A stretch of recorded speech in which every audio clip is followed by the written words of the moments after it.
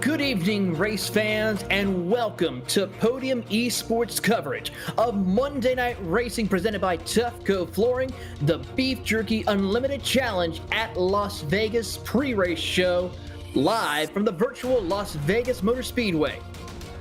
I am your host today, Taylor Burris, and joining me is my usual partner in crime, Justin Prince, and along with our producer, Ryan Bauer, using cameras provided by Dougie Beard.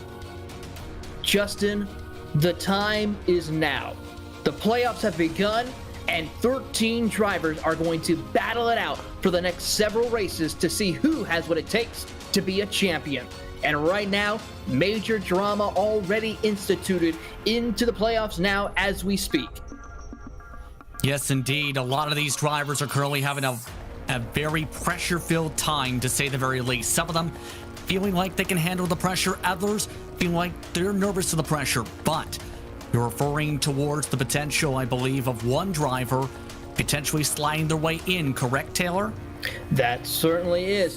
Due to the fact that Shane Van Gisbergen is not able to make several races in the playoffs, he has decided to step away from the playoffs, allowing NASCAR Xfinity Series and Cup Series driver Garrett Smith to be slotted into place for the playoffs. So now we lose our highest winning driver of the season and now are inserted with another driver to take his place. That now gives the lead in the championships to Adam Cabot, and from a 12-point gap in the points standings down to a 4-points gap in all 13 drivers in the playoffs. Very critical, very crucial, and just shows how tight the points gap is and how difficult winning this championship will be.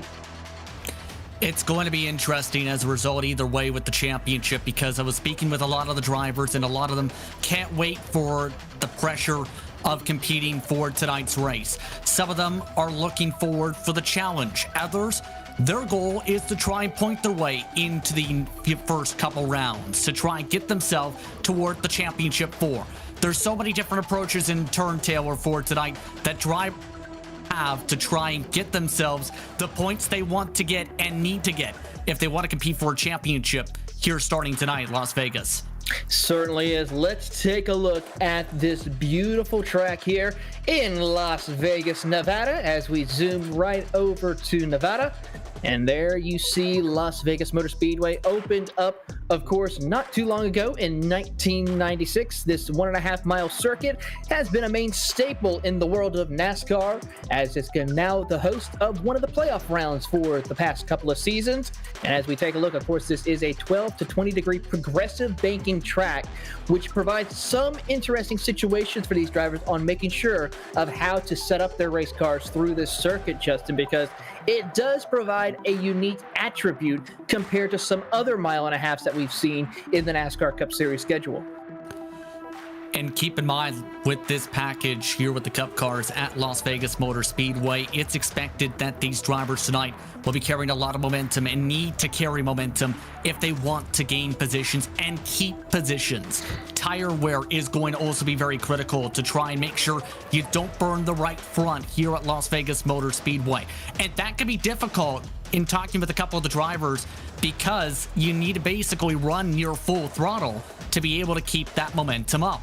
So it's going to be a balancing act for some competitors tonight to try and make sure they keep their equipment underneath them and try and keep the right front tire cool, but also put themselves into positions where they can contend for the victory, especially in the late stages. Certainly the case. Let's take a look at the point standings as well as what our playoff rounds are going to be looking like. Of course, Shane Van Gisbergen is opting out of the championships due to the fact of other commitments. Of course, he had a great weekend running in the V8 Supercars over in Townsville the past couple of weekends, so he's looking forward to trying to clinch that championship. But we'll move Garrett Smith into that playoffs, and there you see how close the championship is. And as we look over at the schedule for the first round of the playoffs, Justin, from a mile and a half to then another mile and a half, but in a super late model with the Nashville Super Speedway. So that will be rounding out the month of July before we head to Talladega Super Speedway, the Miami Roval Course, Darlington Auto Club, and then rounding out once again in Miami for the Final Four in the truck. So a lot of oval racing is involved in this final rounds of the playoffs, except for the Roval, of course, with the Porsches. But overall, a wide mix of varieties of different styles of oval racing still to come. And it's going to test the driver's abilities as a result in multiple different car and track combinations, but as well, multiple different types of racing in terms of downforce levels, in terms of how you drive the cars, in terms of how you battle at those specific tracks. It's going to be entertaining. And when you mix in the Roval track, that's going to be a wild card when it comes to the middle portions of these playoffs to see which drivers come out on top. In other words, when talking to a couple of the competitors here for tonight's race, it's been where some of them have this round circle to try and get valuable points they need to be able to advance into the further rounds. Certainly is the case. So let's take a look at the race analysis for tonight's race. It is a 111 lap race, or 166 and a half miles. One fast repair is allotted to the drivers with 3 green-white checkered attempts, 3 sets of tires, which will be critical to see how these drivers choose when to make those tire pit stops. And of course, the fuel load has dropped a little bit to about 70%. So we could see some interesting fuel strategies throughout the entire race, Justin. And keep in mind, 70% max fuel is approximately around 13 gallons or so in the tanks. That gives you a run that is much shorter than, say, 67 on a full tank. You can get yourself to a 2-stop window, essentially, for the race likely for tonight. So it's going to be really intriguing to see how these competitors manage that fuel strategy in turn, especially in the second pit stop window, how they play their strategy cards tonight. Certainly so, and one driver who is going to see if he can win it all here and roll the dice at Las Vegas, it is our Bryant Shock Technology in-race reporter, Gary Sexton, driver of the number 13 Reaper Speed Labs Toyota. Gary, we're here at Las Vegas. Are you ready to roll the dice and win big? Yeah, I'm ready. You know, I'm a little disappointed that I'm not going to be in the playoffs, but you know, I'm going to drive like I am and make it known that I should be there. Outside of that one race where I couldn't connect because my internet was out, but yeah, I'm really looking forward to it. The Cup car on a mile and a half is probably my best combo that we've raced all year, so I'm really looking forward to bringing the Reaper Speed Labs Toyota Camry to victory lane tonight. You seem like you're already locked and loaded into your race seat right now, getting ready to go for qualifying here as it's getting ready to wrap up. Is there one thing about this playoff schedule that you see that could be exciting to where we could see someone outside of the playoffs take home a checkered flag? Yeah, I think that there's a lot of really good guys that didn't make the playoffs because they missed a race or they just had, you know, bad luck throughout the year, like Will Rogers, myself, TJ Majors. Garrett Smith, like there's a whole bunch of guys that could steal a win. And you may not see a playoff guy win the rest of the year. Like that's probably not going to happen because there's a lot of really good guys left in the playoffs. But you know, I'm gonna race those guys clean, but hard. Like I said, I want it to be known that I should be in the playoffs. I made it last season in my rookie season here, and had I not missed that race, I think I could have made it, but we didn't. So it's all about stealing wins now. Certainly is. Well, Justin, I believe you have a thought. Yes, indeed. How has the preparation been overall to make sure you have that chance to steal a victory? Because you've been quick in the practices. You're, in fact, top 5 on the board in final practice. Yeah, it's going to really just be about not overdriving your car early in the run. It's real easy to do. It's wide open. Guys are going to be 3-4 wide. You know, I think early in the race, depending where I qualify here, if I'm in the top 5, I'll probably try and race a little bit harder earlier in the run just to maintain my position up in the front. But if I'm, you know, midfield or 10th on backish, I'm probably just going to ride for the first 15 or so laps before I really, you know, try to turn it on, because it's real easy to scorch the right front here. It's also in traffic. It's really loose too, which kind of catches you off guard. It seems to, it doesn't happen randomly, but there's a few situations that you can put your car in where that happens. So it's gonna be about staying clean, saving tires, and you know, if I'm out front, trying to do everything I can to stay out front, because eventually, once the field spreads out, it's going to be real hard to make passes on the bottom, and you can probably really hold guys off on the top and maintain your spots. So that's kind of the plan, and that's what we're going to stick to. I'm sure it'll change as soon as we start the race, but that's the plan going into it. Certainly the case there, Gary. Well, before we let you go, anyone you would like to give a shout out to? Oh yeah, of course, Reaper Speed Labs for coming on board for all the stock car races this year. That whole crew is good guys. I'm totally happy to promote them and their setup shop. So visit them, reaperspeedlabs.com. Get yourself a nice setup and try out the Open Racing Series. It's a lot of fun. And yeah, look forward to the rest of the year and the rest of the night. Certainly so. We'll look forward to seeing you out there in that number 13 Reaper Speed Lab Toyota Camry. Justin, as we take a look right now at the practice charts, we did mention Gary Sexton, our in-race reporter, sits third on the time charts, but we got Rajat Karuth and newly added to the playoffs, Garrett Smith in the top 2 as well. Some of those drivers we need to be keeping an eye out on. Who else did you see could be a big benefactor for tonight? I think one driver to keep an eye on is Daniel Dye, who is making his debut tonight to keep an eye on. He's 5th quickest in practice, but also keep an eye on Joshua Slate, because he's put in a ton of work to make sure he's ready to go for the race, has been working on tire wear, has been also trying to make sure he's up to speed for tonight. He's someone that wants to win badly in this series. So he's somebody you need to put a star next to, because there's a chance he is one of those drivers who can get the job tonight, or at the very least gets himself a top 5 run with how he's been preparing. If he can carry how he's been performing in practice to the race trim itself, then I think he's in a good spot. He certainly has what it takes. We'll have to see what happens here tonight. But with that, it is time to come to a close for our pre-race show. We're going to take a quick commercial break, but when we come back, Kenneth Bueno, myself, and Justin Prince will bring you all the storylines and actions here for round 1 of the playoffs here at the Las Vegas Motor Speedway. You are watching Monday Night Racing, powered by Tufco Flooring on the Podium Esports Network.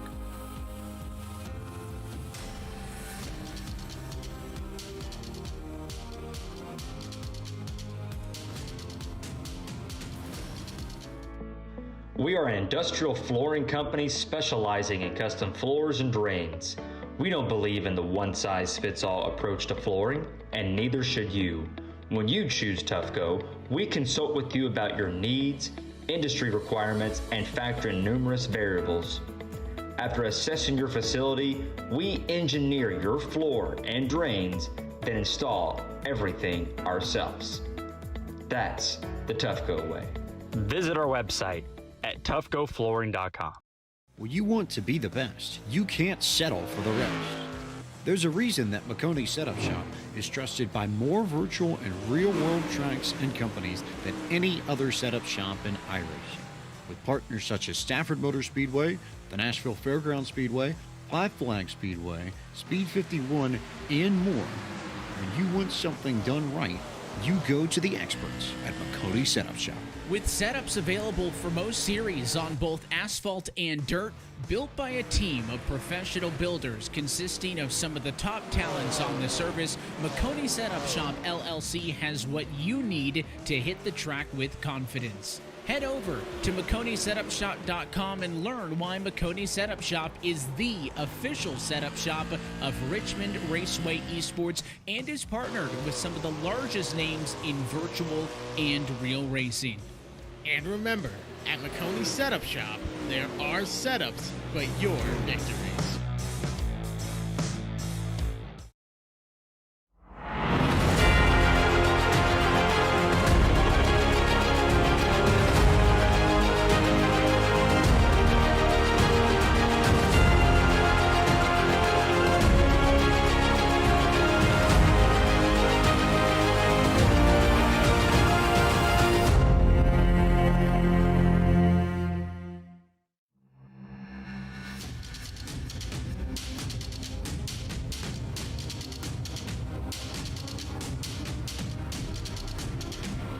Deemed a game of risk and reward, the playoffs holds no mercy to those who fall and easily gives praise to those who can play the cards the right way. No one can deal that game as well as the Gambling City or from the virtual Las Vegas Motor Speedway.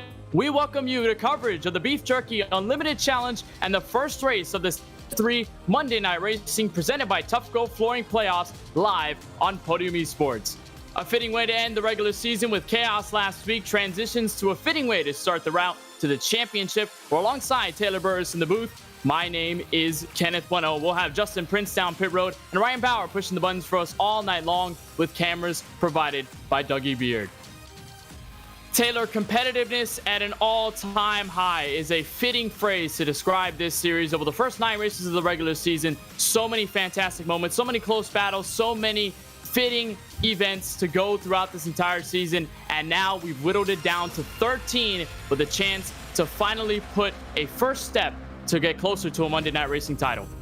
It certainly is, and what a way to showcase the first round by kicking off here at Las Vegas Motor Speedway in the virtual world.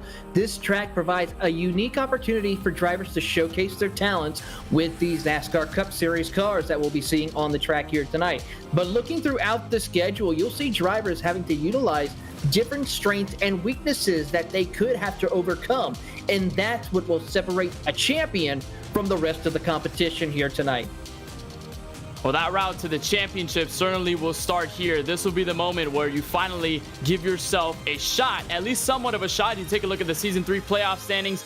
These were the 13 drivers that were scheduled to be here for the playoffs, but we did know early in the pre-race show, Shane Van Gisbergen, he's not able to make it here tonight, so that slot will be given to none other than Garrett Smith. We talked to him a couple weeks ago. He said he was very excited whether he made the playoffs or not, so he's finally going to have a shot at a Monday Night Racing Championship. But Taylor, so much strength in this group, so much prowess between guys who won races to lock themselves in and guys who pointed their way in through consistency. Talk about guys like Adam Cabot, Roger Carew, Anthony Alfredo, Max Kennan, David Schoenhaus. So many talented drivers that can end up here. But for any of these drivers, considering how close the playoffs are with the point standings, how do you approach a race like this, especially knowing it's the first with the schedule that we have so far?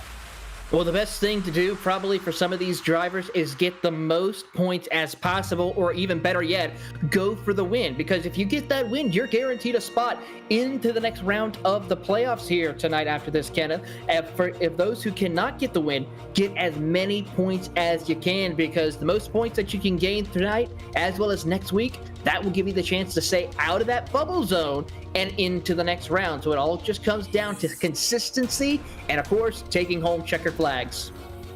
A win certainly mean everything. Of course, consistency will get you so far as the championship for. Well, let's take a look at the exact venue we're going to be having here as we take a look at our Earth signal over from Google Earth on our images. That's Las Vegas Motor Speedway, not too far away from the Sin City itself and the Strip in Las Vegas. 1.5 miles around this racetrack, introduced as an intermediate back in 1996, but has been around as far as the 1970s. You got turns with 12 degrees up to 20 progressively in the banking here. With these cars, Taylor, it is a momentum-filled race. This track has been rather fast throughout its entire history, even before NASCAR switched to this high downforce and low horsepower package. But with this kind of car, with this kind of combo, it makes things certainly dramatic when you have to get that momentum up, keep it up, and make sure that you can get the best of everybody around you as the tires start to fall off.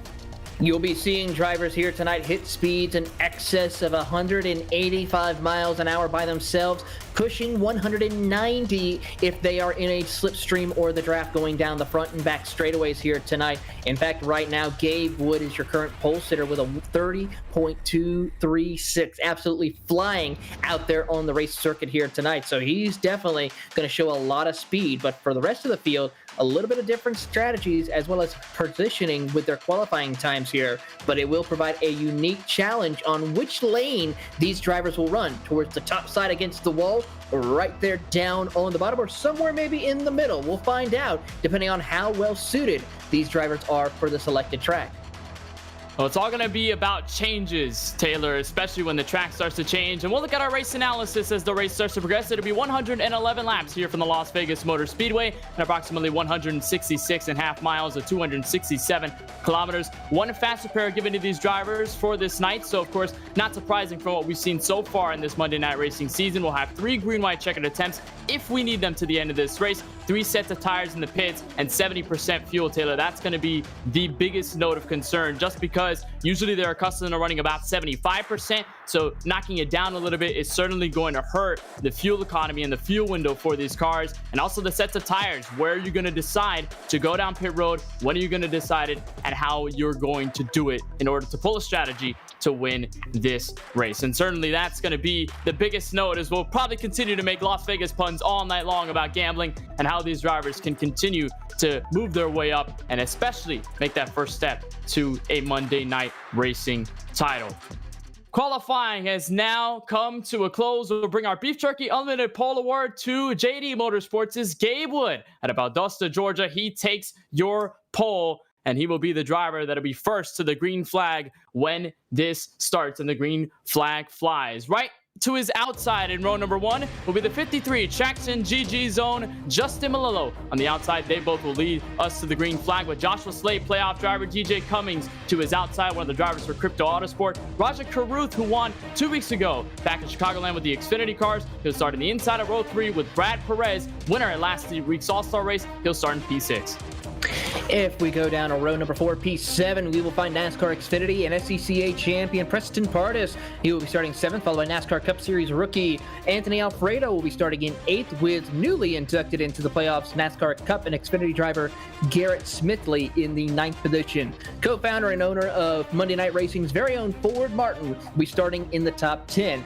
In the 11th position, you'll find NASCAR ARCA Menards and also Truck Series driver, we will find Will Rogers in 11th from Space Station Gaming. And then rounding out your top 12 will be Matt Stallneck. Daniel Dye, fresh up an ARCA win at Berlin Raceway this past weekend, will make his debut in Monday Night Racing. He'll start at the inside of row 7 with NASCAR Xfinity Series driver Robbie Lyons in the 19 in P14. Then you'll find the 47 of Andres Krone. Maxwell Kennan will be to his outside. Kennan going to be one of those playoff drivers that we'll mention here tonight. And Seth Eggert, Gary Sexton to the back of row 9 and to about the top 20. As we round out the top 20, we'll find a winner so far in Monday Night Racing at Indianapolis, Adam Cabot, followed by Drew Welker. Rounding out your top 20, of course, from Fox 46 Charlotte, Brett Baldeck will be starting in the 21st position, followed by Steve Affont in 22nd. Putting Me Sports' very own Devin Henry will be starting in the 23rd position, and the man, the myth, the legend himself, David Schildhouse, will be rounding out in row number 12. NHRA driver Ron Capps in the 28 will start from P25, with Michael Massey to his outside in the 27 machine. Bernard Parlow Jr. in the 31 will make his second official Monday Night Racing start, albeit from the rear of the field back in P27, with James Bickford to his outside. Noah Lewis Paul Sutton, the final drivers of this field to round out your 30-car grid. And here at Las Vegas Motor Speedway, definitely a very, very cool night. Of course, talked about the opening back in 1996 as a 1.5-mile oval, 1.5 miles, 2.41 kilometers with 12 to 20 degrees of banking progressively, 9 degrees down in the front straightaway in the tri-oval. Back straightaways, surely about 3 degrees, not too much to worry about as of right now. Current weather seems to be about 75 degrees on the air right now, 78 degrees on the track, so rather cool for this surface. So I don't believe we're going to see too much slickness out here at this Las Vegas Motor Speedway when the night starts to fall. You see wind speed at about 2 miles per hour, so no need to worry about that too much as we move forward. Taylor, this race, I think the anxiety is starting to build up for many of the playoff drivers, because this is ultimately their first step into a momentum build, a points build, whatever you have it, maybe even a win going into this race. So how do you kind of manage this as you get to the green flag in a couple of moments? Take a deep breath, hold on to that steering wheel a little tighter, pull them belts, and we're getting ready to see a great show. But just try and be calm and consistent in these opening laps. Find your groove is the key. Well, we'll see how these drivers find their groove. We'll see how the playoff drivers do when we drop the green flag here in just a couple of moments. Field edges off of turn 4. Pace car going to make his sharp left down to the bottom.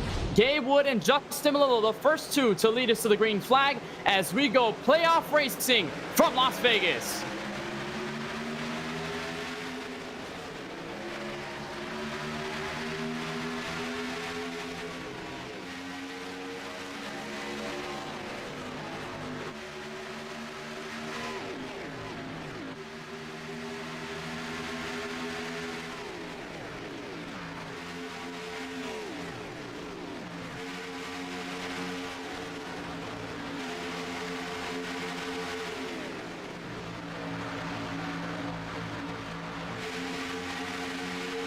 All grouped up to the exit of lap 1 to the start of lap 2. Gabe Wood, your pole sitter, still out in front, but Justin Malillo got absolutely hounded by the field about 2-3 wide as they reached the banking. We're talking about how downforce in this NASCAR Cup Series cars really do allow for tight pack racing as everybody tries to find their position, and Raja Caruth's trying to swerve for the race to the lead, but no success so far.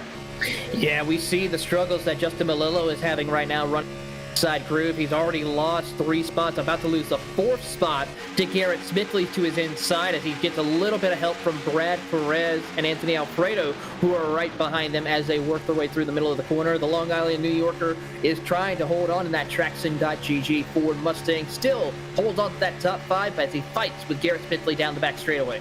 And everybody's still about 2-3 wide as pretty much every single driver stays tucked within each other. You see Raja Caruth, he's been trying to find some of that clean air up at the top of the racetrack. He almost had some success up there. He's going to loom up back to turn 1. He's going to make the side draft. Here comes Raja Caruth to try and take over the race lead. We talked about him 2 weeks ago as the winner at Chicagoland, the last 1.5-mile track we ran. Wood hits the apron just a little bit, and with help from Preston Partis, Raja Caruth easily building on the momentum he gained from Chicagoland. He's going to step to the race lead in turn 3. Certainly is a great move as he makes the pass on the outside as Preston Partis is in hot pursuit. Here comes Garrett Smith. He's hungry. He just got put into the playoffs here tonight, Kenna, and he is going to show that he is what it takes to be a champion of Monday Night Racing as he battles now with Gabe Wood on the outside from the middle of turn 1 and 2. And as you see it right at this moment, obviously we talked about some of the tire fall off that will happen at a place like Las Vegas that can pretty much chew up the tires on these NASCAR Cup Series machines. But since you have everybody so much packed in together and everybody pretty much using drafts and side drafts in order to stay with each other, it can get pretty hard as a driver to keep calm, to try and keep at least yourself composed for the most part, where everybody's around you, everybody's trying to make passes. You're right on board in the midst of this field. You saw Justin Malillo there, dead in the middle of the pack as top 2 tries to break away. Gabe Wood now, he's under fire. Just shows how quickly things can change as one car actually had a brush to the outside wall. We seem to be okay as we stay green. Yeah, we're seeing a little bit of 3 wide action. That's Will Rogers from Maui, Hawaii, who is struggling right now. He started in 11th place, Kenneth, and he dropped back 11 spots almost to 21st. About to lose a second one to the 57 of Seth Eckert as they ride on board now with Preston Parditz, who is hunting Rajah Caruth down for the race lead. And of course, Will Rogers, defending series champion in Monday Night Racing, trying to look for a back-to-back title, had a consistent season, got a win earlier, or actually was not a winner this year, but was a driver that certainly tried to make something work in this season, was not a part of this playoffs, or actually not going to be a part of this playoffs for now. But nonetheless, you'll see the drivers in playoffs rounded in Tufco red on the left side of your screen over on the pylon ticker. You'll see them all highlighted. So if you want to see where each and every playoff driver is, you'll find them based on color. You see about from 3rd to 5th, Smithley, Alfredo, Wood, all 3 playoff drivers. Amir within the top 5, pretty much Stonick on back. Lots of playoff drivers and competitors throughout the top 15, top 20. So early on in this race, a lot of these drivers looking for position. Some side-by-side battling. That's the 30 of Anthony Alfredo. I think Gabe Wood is feeling the pressure right now as he gets a bump from the 47 of Andres Krohn.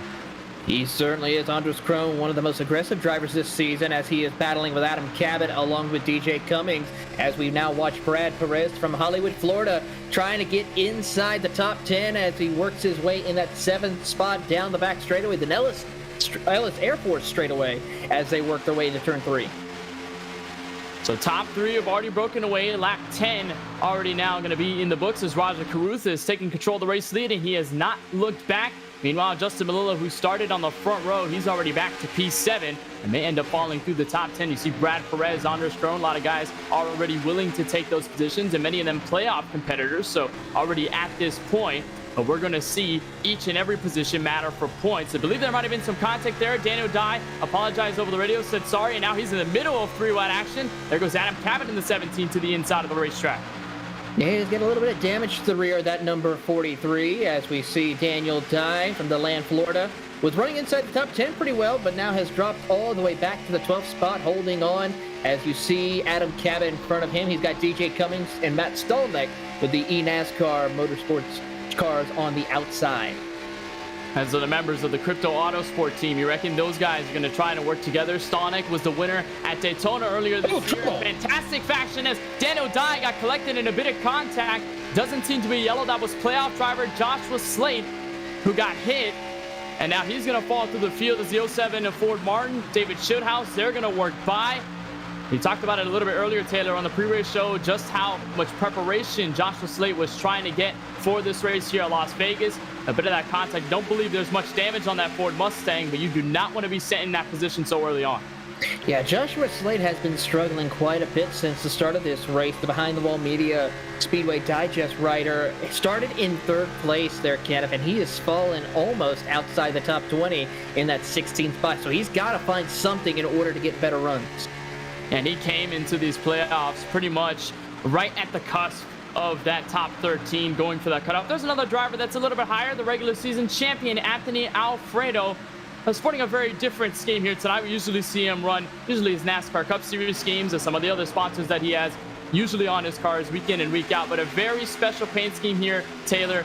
A bet that was made with fellow Arizonian David Schildhaus to see if a certain driver beat another driver over at Chicagoland. That means that the losing driver would have to have the opponent's face on their race car going into tonight's race. So Anthony Alfredo lost the bet. David Schildhaus finished a couple places higher than him in the race at Chicagoland. So Alfredo, at this point, I think kind of getting used to having David Schildhaus's eyes and his face on the entirety of his Ford Mustang as he rolls right now within the top 10. Lots of movement between drivers, lots of movement between lots of playoff competitors, and I guess we'll talk about David Schildhaus as he's a little bit further back in this field in P13. Justin Prince, any words on the driver of the 20?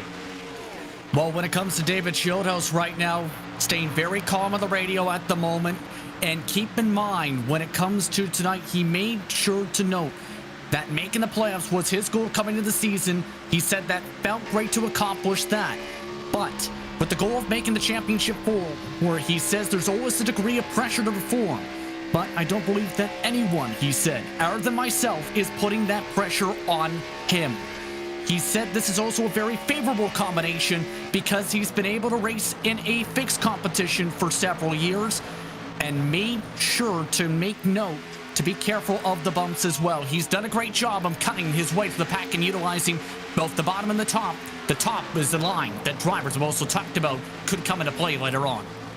Being smart, some of the keys to win at a place like Las Vegas. And Taylor, I think, as Justin mentioned, the different lines that you'll see at a drivers here tonight, especially as the track continues to wear on. You see the battle right there off the rear end of Roger Caruth, but you'll see most of the field start to spread out. It's not a typical one-lane racetrack. You see a pure example right there. Gabe Wood to the inside, Preston Pardus to the outside. In many cases at a track like Las Vegas, Taylor, you have that opportunity to choose between whether you want to go for the inside lane, you want to go straight for the middle, or if you want to rip that wall, you can do so with free will, and you can get momentum out of any part of the racetrack. So with this high downforce package, it still allows you to get some of that grip in any part of the racetrack and be able to make moves on guys ahead of you, behind you, defend, go for the offense, whatever strategy you want to employ. All the lanes are there for you to choose, and see Preston Pardus at the top. He certainly can right now, as Rajah Caruth ran the fastest lap inside the top 10 out of that group of cars. But we're watching and seeing how they utilize that. We see some drivers, you mentioned, running that top side right against the wall almost for a couple of drivers. But then we see some of our bottom feeders, drivers such as Rajah Caruth running that inside lane. Gabe Wood was running the inside lane as well as that number 50 as they come across the line once again. But as the run progresses, those who are running that bottom line might want to consider moving up just a little bit as the tires start to wear off a little bit more and a little bit more. The car will feel a little bit tight, especially later in the run. So it's going to be critical to see who can come out and take care of their equipment. You're right on board. Looking at the eyes of David Shieldhouse, of course, Adam Cabot right behind Anthony Alfredo in the 38 machine. He's a fellow playoff driver in his Chevrolet Camaro. He got the win at the Indiana 500K a little bit earlier this season, and driver who won the Esports Racing League Championship to get and qualify into this series. Definitely making a very stellar approach to the rest of the field and showing everybody that he definitely is competitive and can make moves, can win races, can compete for a championship. There's Ford Martin, a league owner, a little bit further behind, trying to make some moves. But I think early in this race, before you even start to think about potential fuel strategies, potential long runs that could end up in possible fuel strategies, you're thinking about building a rhythm, especially with momentum on the line, where you just want to get the muscle memory working. You want to get kind of everything used to nature so that you can perform things a lot easier and you can get to this track a lot easier instead of having to work the wheel, instead of having to work the race car as much. Just try to get into a rhythm, be a little more comfortable with your race car. The less exertion you can put on the race car, the faster you'll be in the long run here. If you're pushing those tires too much, you're going to lose time, you're going to lose track position, as we see Ford Martin and as we see right now Joshua Slate falling back to some competitors right here. But if you take care of your equipment, like what we see from David Shieldhouse and Gabe Wood, the further up the field you'll go in the point standings as well as on the track here. As we watch this field of cars come through the middle of turns 1 and 2, there's David Shieldhouse in that number 20 Chevrolet as he's watching to see if he can find an opening to get around Adam Cabot and Anders Krone. Those two continue to go side by side. Shieldhouse looking for that opening. A lot of stuff happening, though, within the midfield that are at the top 20. We talked about Joshua Slate, that he got hit by Daniel Dye a little bit earlier in the opening laps. He's back to P17, but fellow playoff drivers up ahead. You see DJ Cummings, Robbie Lyons in the 19. A lot of these guys fighting for very crucial spots, each one about a point or two, just depending on where you are on the racetrack. So at this point, and many of these guys want to set the tone early, get a lot of these points, get a lot of those positions, and just try to defend later on. Preston Pardus has been one of those drivers to try and defend and maybe make some offensive moves a little bit early.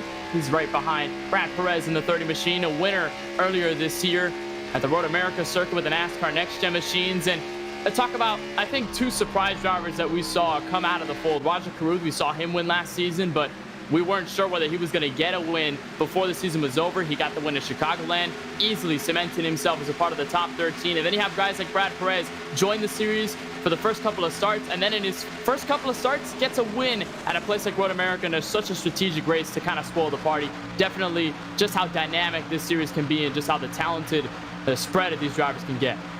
Certainly can. And speaking of talent, take a look at the talent here battling for 15th. You got Daniel Dye, who won over at Berlin over the weekend. Gary Sexton, well-known sim racer and streamer here in the world of iRacing, also works for Podium. Joshua Slade, who we've seen up towards the front of the field earlier on. And then Justin Malillo right there as they battle. Here comes Gary Sexton on a big run down the back straightaway to catch up to Daniel Dye. Will back off a little bit through the corner as he runs right at starting at the middle lane, then dives it to the bottom off corner exit, while we see the reverse happening for Daniel Dye, running towards the bottom on entrance and then coming up towards the middle off corner exit. So a good run from him as we're on board with Anthony Alfredo, with the man, the myth, the legend himself, David Shieldhouse, on the hood of his car.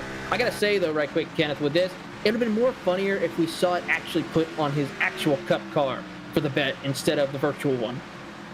I'm not necessarily sure if Front Row Motorsports would be on the idea of putting a David Shieldhouse Twitch streamer on their car. I mean, that still would have been a fantastic sight to watch in New Hampshire, to see a full-fledged NASCAR Cup Series car in real life with David Shieldhouse's face and his link for Twitch. I think that would be a big move. I mean, there's already some connection. Talk about Blake McCandless, Mr. F4 Speed, has sponsored James Davison in a couple races in the NASCAR Cup Series. So I guess if we can make that happen, then it definitely is within the realm of possibility. Right on board here with the 07 back to Ford Martin and his Chevrolet Camaro. He's definitely got the front row seat to this battle that we're seeing around the latter half of the top 10. You see Anthony Alfredo, we talked about a little bit earlier.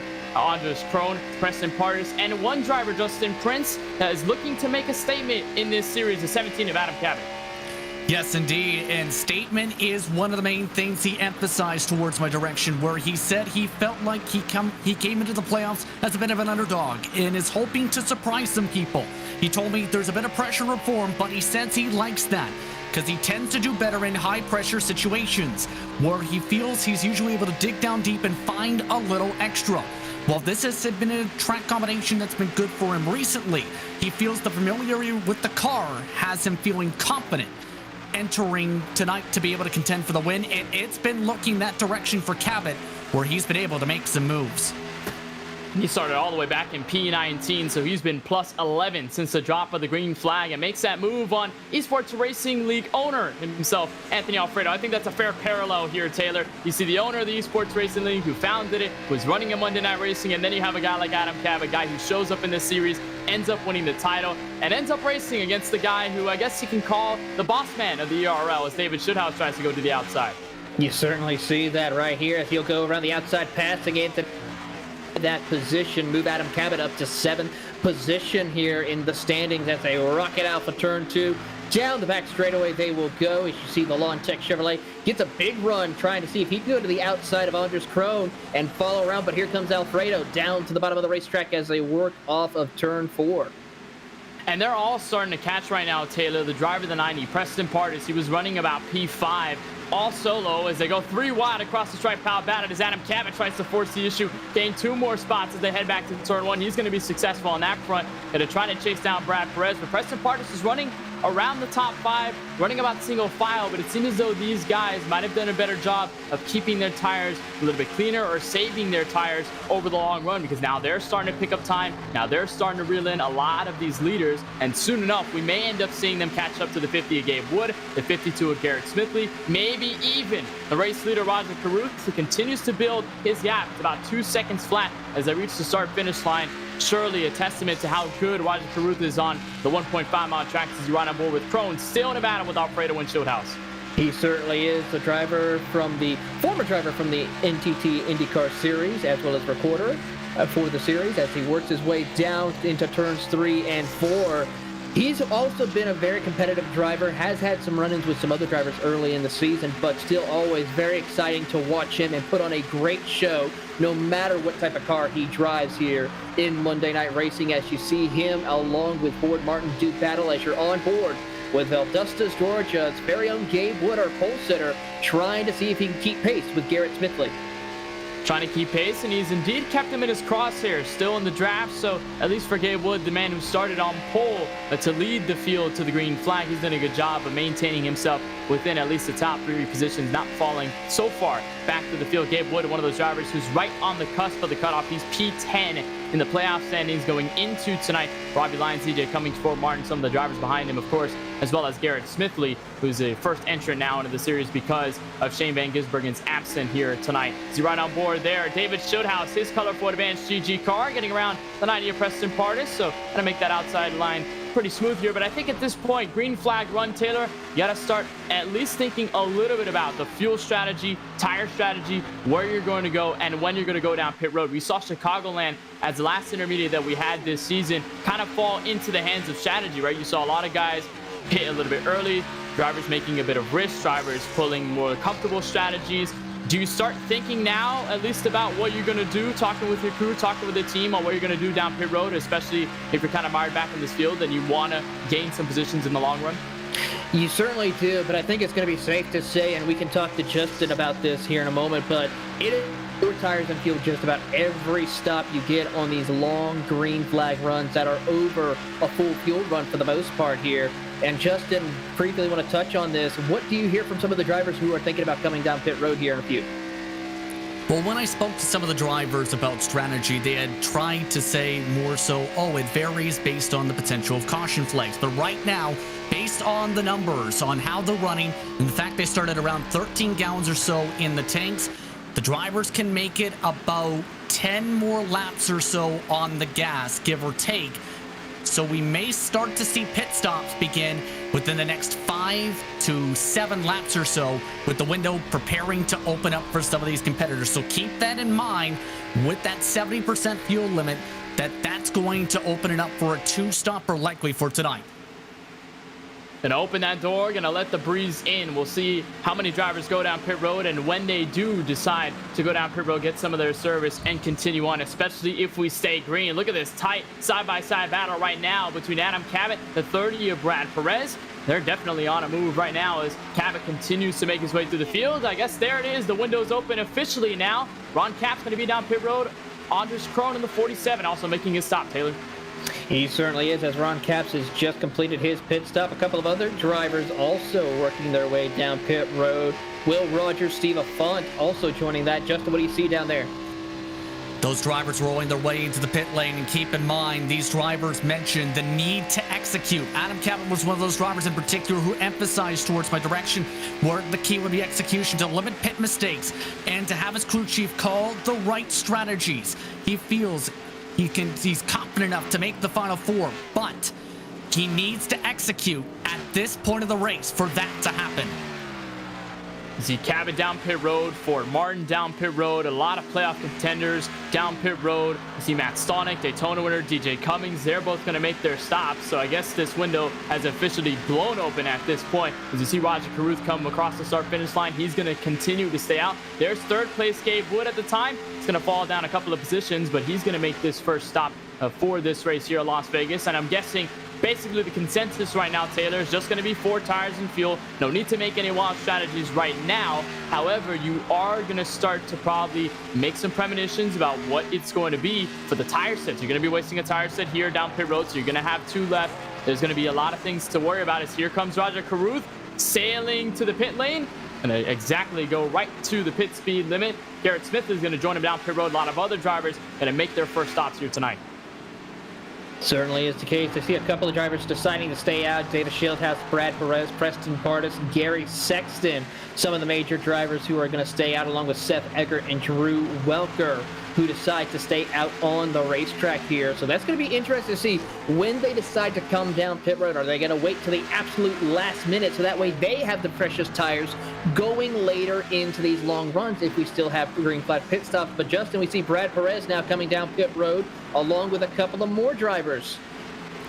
And for Brad Perez, he had mentioned his preparation had been limited for tonight's race. So he has been someone that was not sure what his expectations were for tonight's race.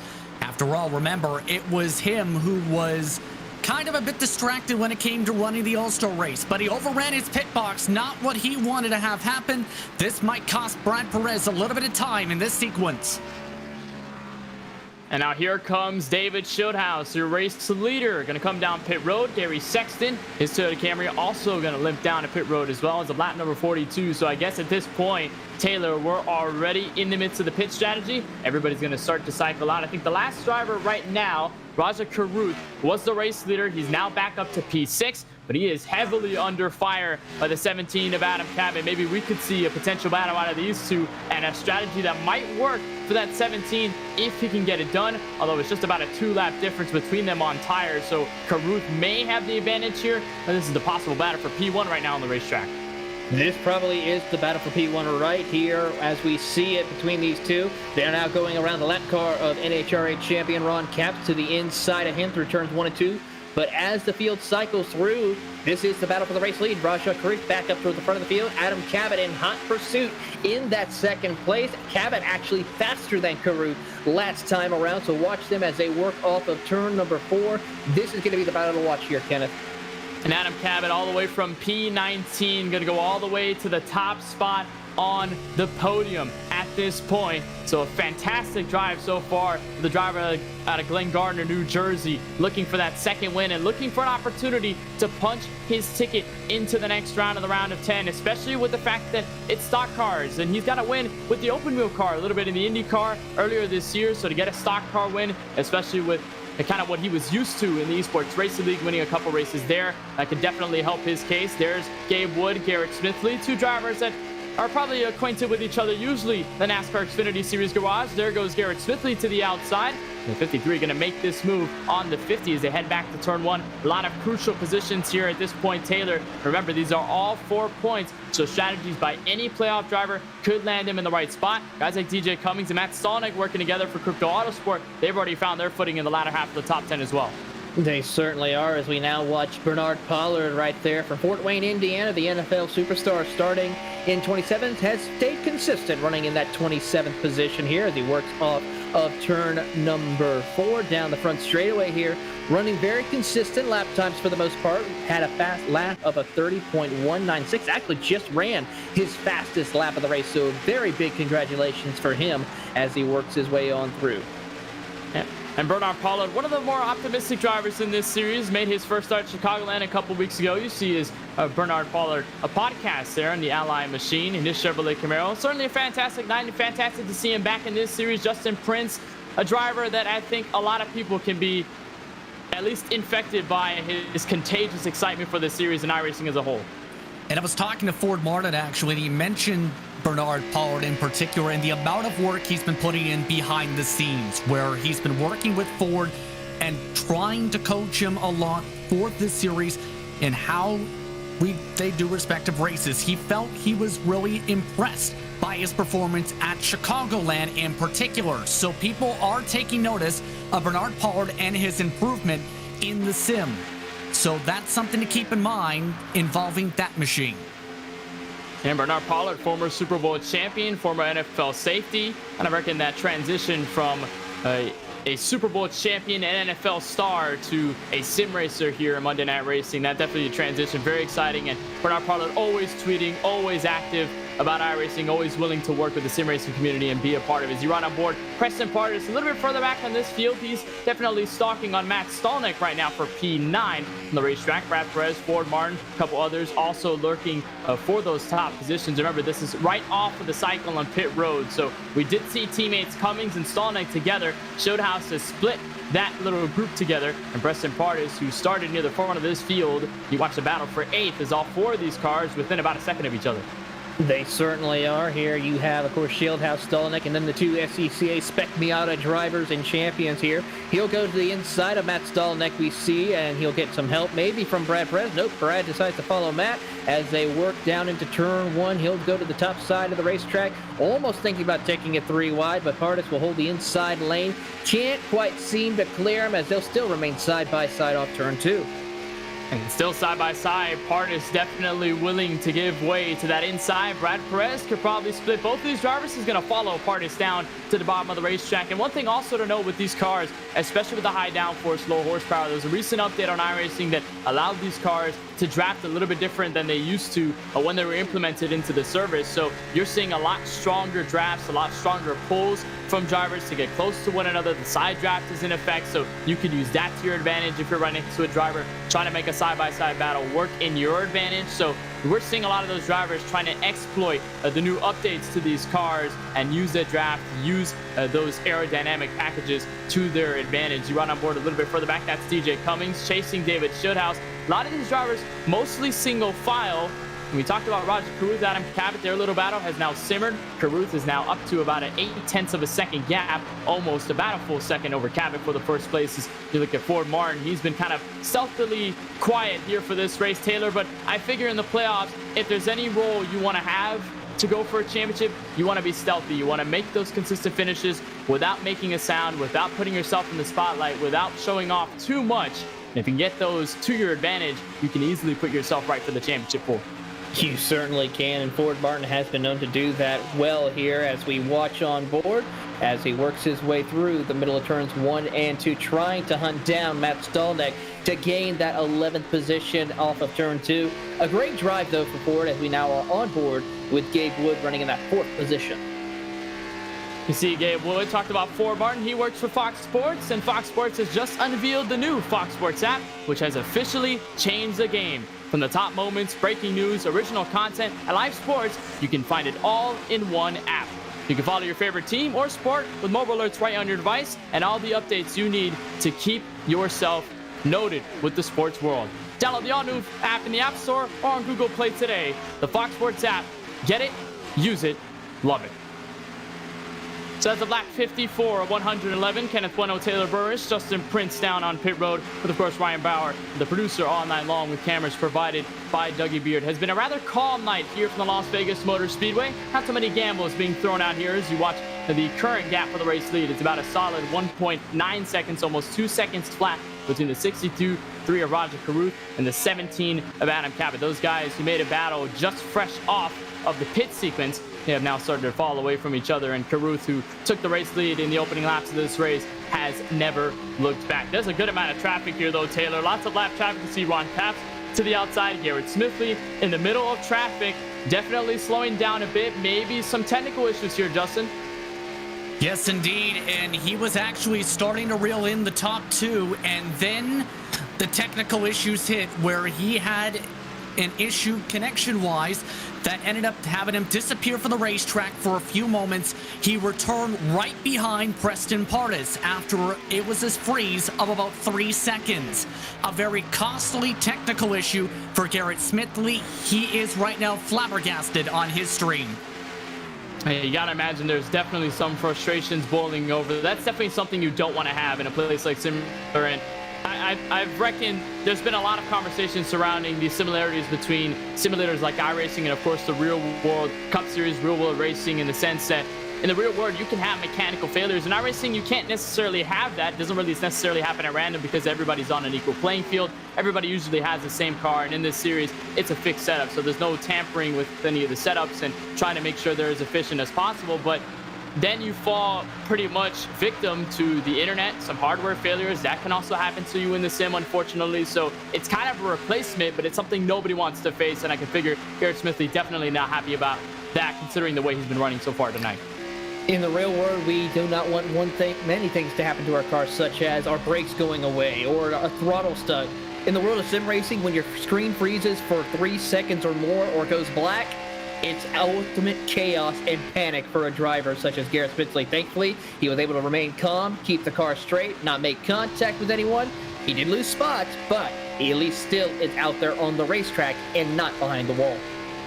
It's always keeping the nose clean. That's the survival tactic you need. Garrett Smithley doing a good job. He's now back in PA. You see Adam Cabot, Gabe Wood. I think these drivers are starting to reel in each other, per se. Cabot kind of falling off a little bit. Gabe Wood with about 1 lap pressure on his tires. I think he might have saved it a little bit better than Cabot did on this run. So he's now on his way, eventually reaching P2, maybe ending up catching Roger Cruz. We may end up seeing a battle for the race lead if Wood can continue this momentum up to this point. And a lot of drivers still aiming for every single position they can get.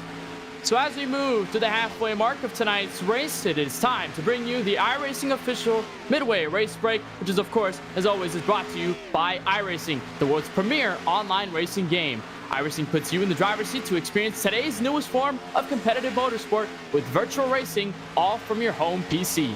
Race virtually in Australian supercars, IndyCar, IMSA, NASCAR, the World of Outlaws, and much, much more. Roger Cruz, winner at Chicagoland, he currently sits your race leader by 2.3 seconds over the 17 of Adam Cabot. Gabe Wood, we talked about him reeling in that 17. He currently still sits in P3. And David Shedhouse going from 24th on the grid to P4 out of this pit sequence. Anthony Alfredo to the top 5. Then goes Preston Pardis, Garrett Smith, Andres Crone, Brad Perez, and GJ Cummings for Crypto Autosport to your top 10, Taylor. In the 11th position is Matt Stallneck, and 11th spot. Ford Martin sits in the 12th position, followed by Robbie Lyons in 13th. Max Kennan sits in the 14th position, followed by James Bickford in 15th. Our Bryant Shock Technology in-race reporter, Gary Sexton, sits in the 16th position, followed by Monday Night Racing Series debut driver Daniel Dye in 17th. Devin Henry sits in the 18th spot, followed by Joshua Slate in 19th. Rounding out your top 20 is Justin Malillo.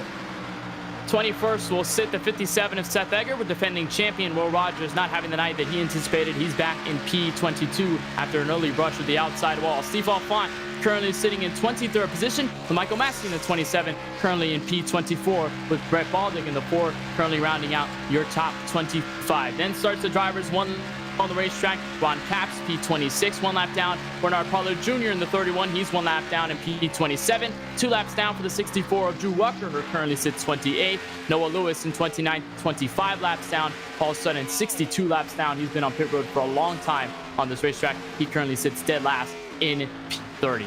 This concludes tonight's iRacing Midway race break. With over 170,000 drivers on the service and over 90 laser scan tracks and cars to choose from, iRacing is your portal to the racing world. Get on track today at iRacing.com.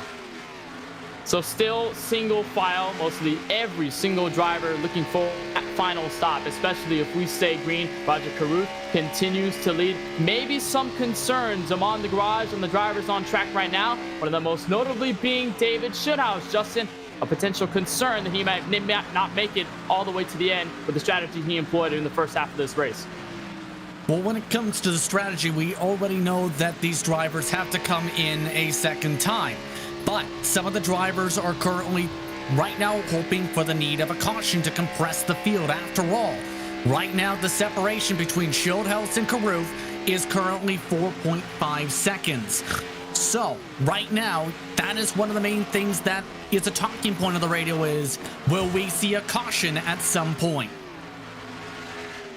Certainly is the note that we could definitely have a caution. If we do, Taylor, I don't want to give the commentators jinx out, because I know I've done this many times. I know our social media manager, Eric Messer, he's kind of clowned me a couple times on this for the commentator jinx and many other people on the Podium Esports Network. But to see it happen right now, we've seen a lot of green flag action. I think a lot of these drivers have been now accustomed to this run on green flag strategies and just looking for every bit of slow momentum or slow upbringing. You see guys like Ford Martin, you see a couple drivers in front of him try to work one by one by one. That seems to be the approach for many drivers, just because we've seen so much separation so far. Well, right now we are in that pit window to get to the end of tonight's race. We're at that 45 laps to go. The only thing is, though, these drivers still just been off pit road about some 20 laps ago. So they still have time to utilize some needed pit stop strategy to try and stretch it out just a little bit further.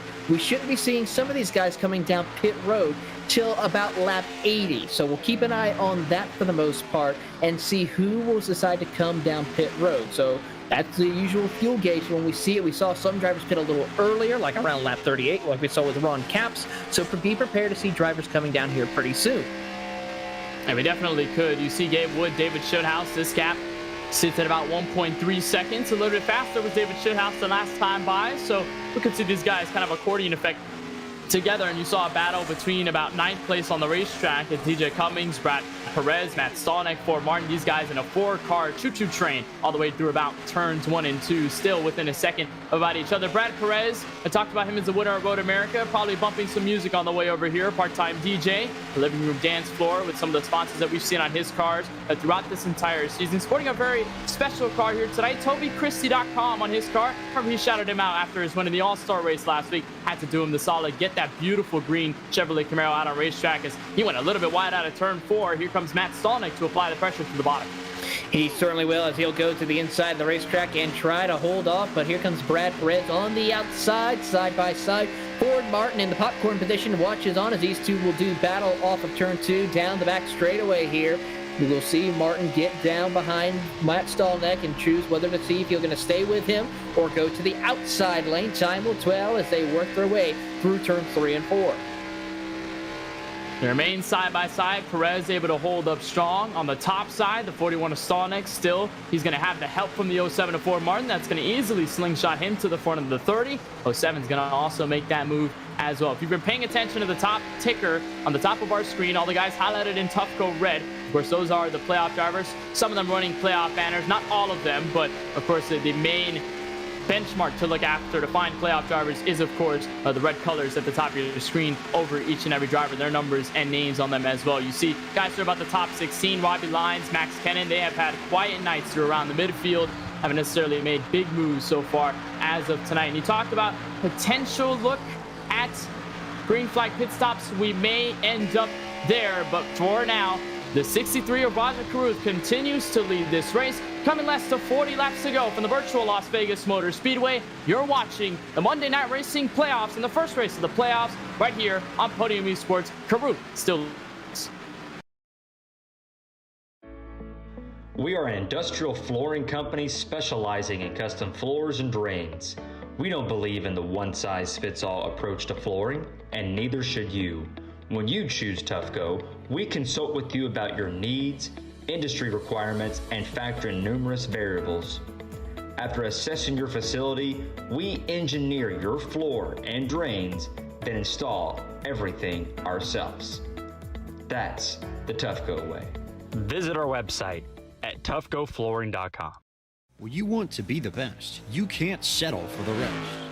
There's a reason that Maconi Setup Shop is trusted by more virtual and real-world tracks and companies than any other setup shop in iRacing. With partners such as Stafford Motor Speedway, the Nashville Fairground Speedway, Five Flag Speedway, Speed 51, and more. When you want something done right, you go to the experts at Maconi Setup Shop.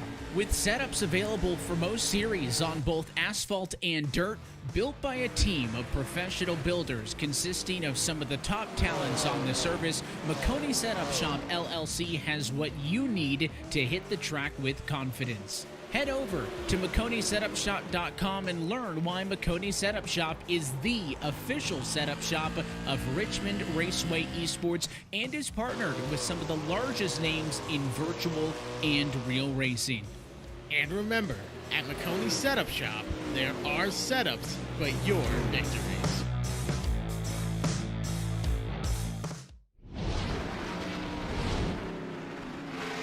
"75 laps complete, and our second round of green flag pit stops has already begun." You see DJ Cummings, Matt Stolnick, bunch of drivers have already reached pit road. Former race leader Roger Caruth has already made his stop. He's already merging back to the track in turns 3 and 4. And of course, welcome back to our coverage of the Monday Night Racing playoffs right here on Podium Esports. Kenneth Bueno, Taylor Burris, Justin Prince down on pit road. Ryan Bauer producing us all night long with cameras provided by Dougie Beard. Taylor, it has been partially a slow burner here tonight. A lot of these drivers focusing on strategy, and many of the drivers, playoff drivers rather, looking to pull a trick up their sleeve because this could potentially be the final pit stop of tonight's action.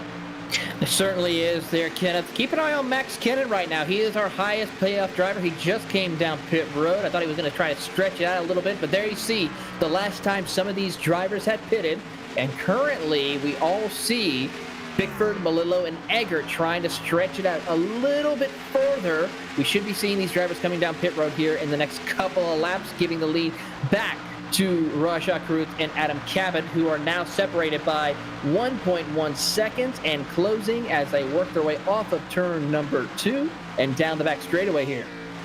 Well, it was close between those two when they got right to the exit of the first round of pit stops, and that's a little bit farther as Caruth tries to continue to turn on the autopilot cruise to his second race victory in this 2021 Monday Night Racing season. See a couple of drivers right now staying out on the racetrack. One of the most notable, you see him right there, the 29 of James Bickford. Lots of drivers going on him for traffic. You see some drivers just trying to unlap themselves. That's Anders Krohn going to the inside. Bickford looking for a very, very strong one. We talked to him about 3 weeks ago before we got to Chicagoland. He said that he was going to call a shot. He was going to win Chicagoland. Unfortunately, he was not in the position to win, but definitely a strong driver on the intermediate side, a strong driver within this series, and potentially making the alternate call to stay out. It's about 39 laps, now 40 laps on his stint.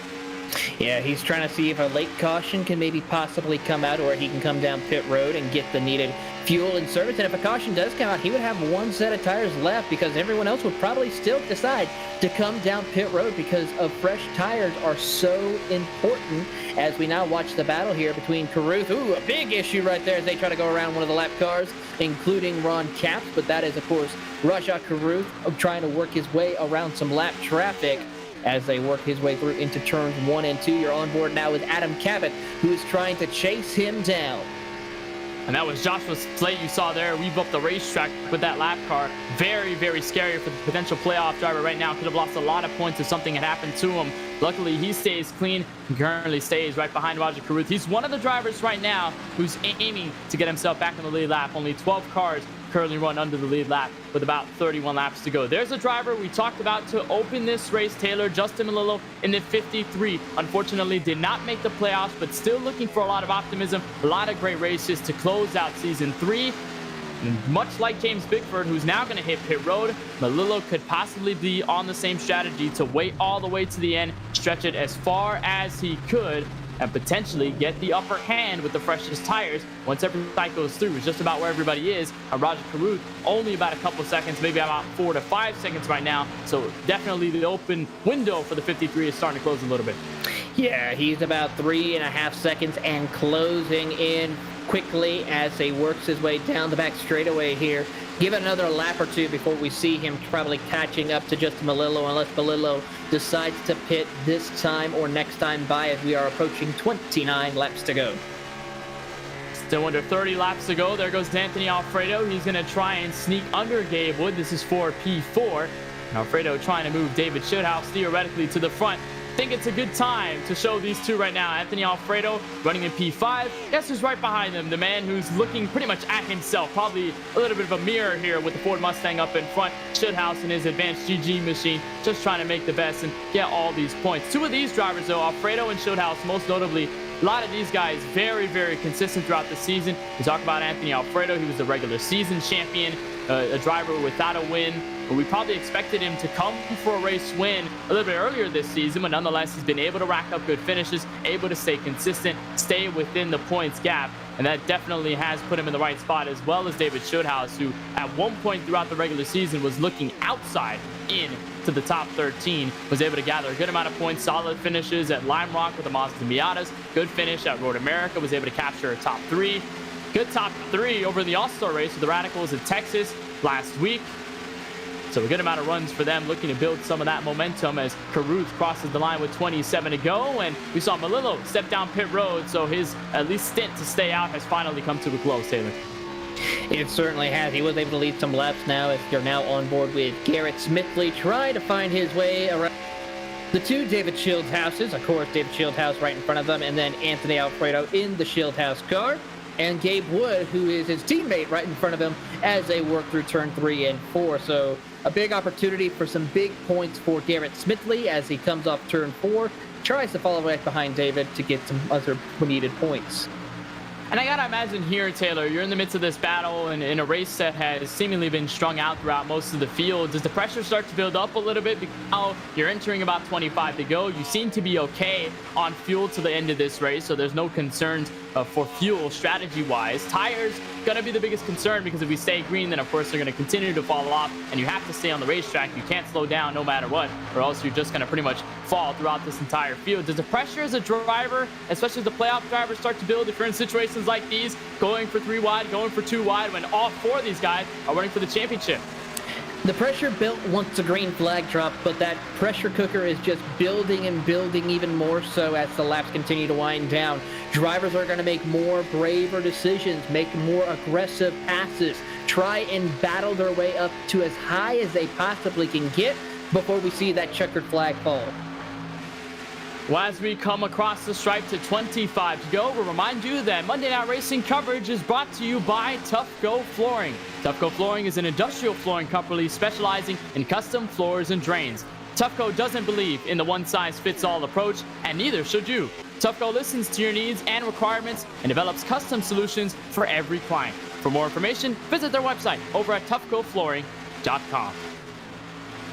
So still, it is all Rajah Caruth in cruising mode. I think you can say that he's about 42,000 feet cruising, maybe at about Mach 1, Mach 2, maybe not too fast, but definitely in the autopilot section, just aiming to knock down these final 23 laps and continuously go up to the front. Leader involved. Rajah Caruth gets spun around. Cabot's able to survive.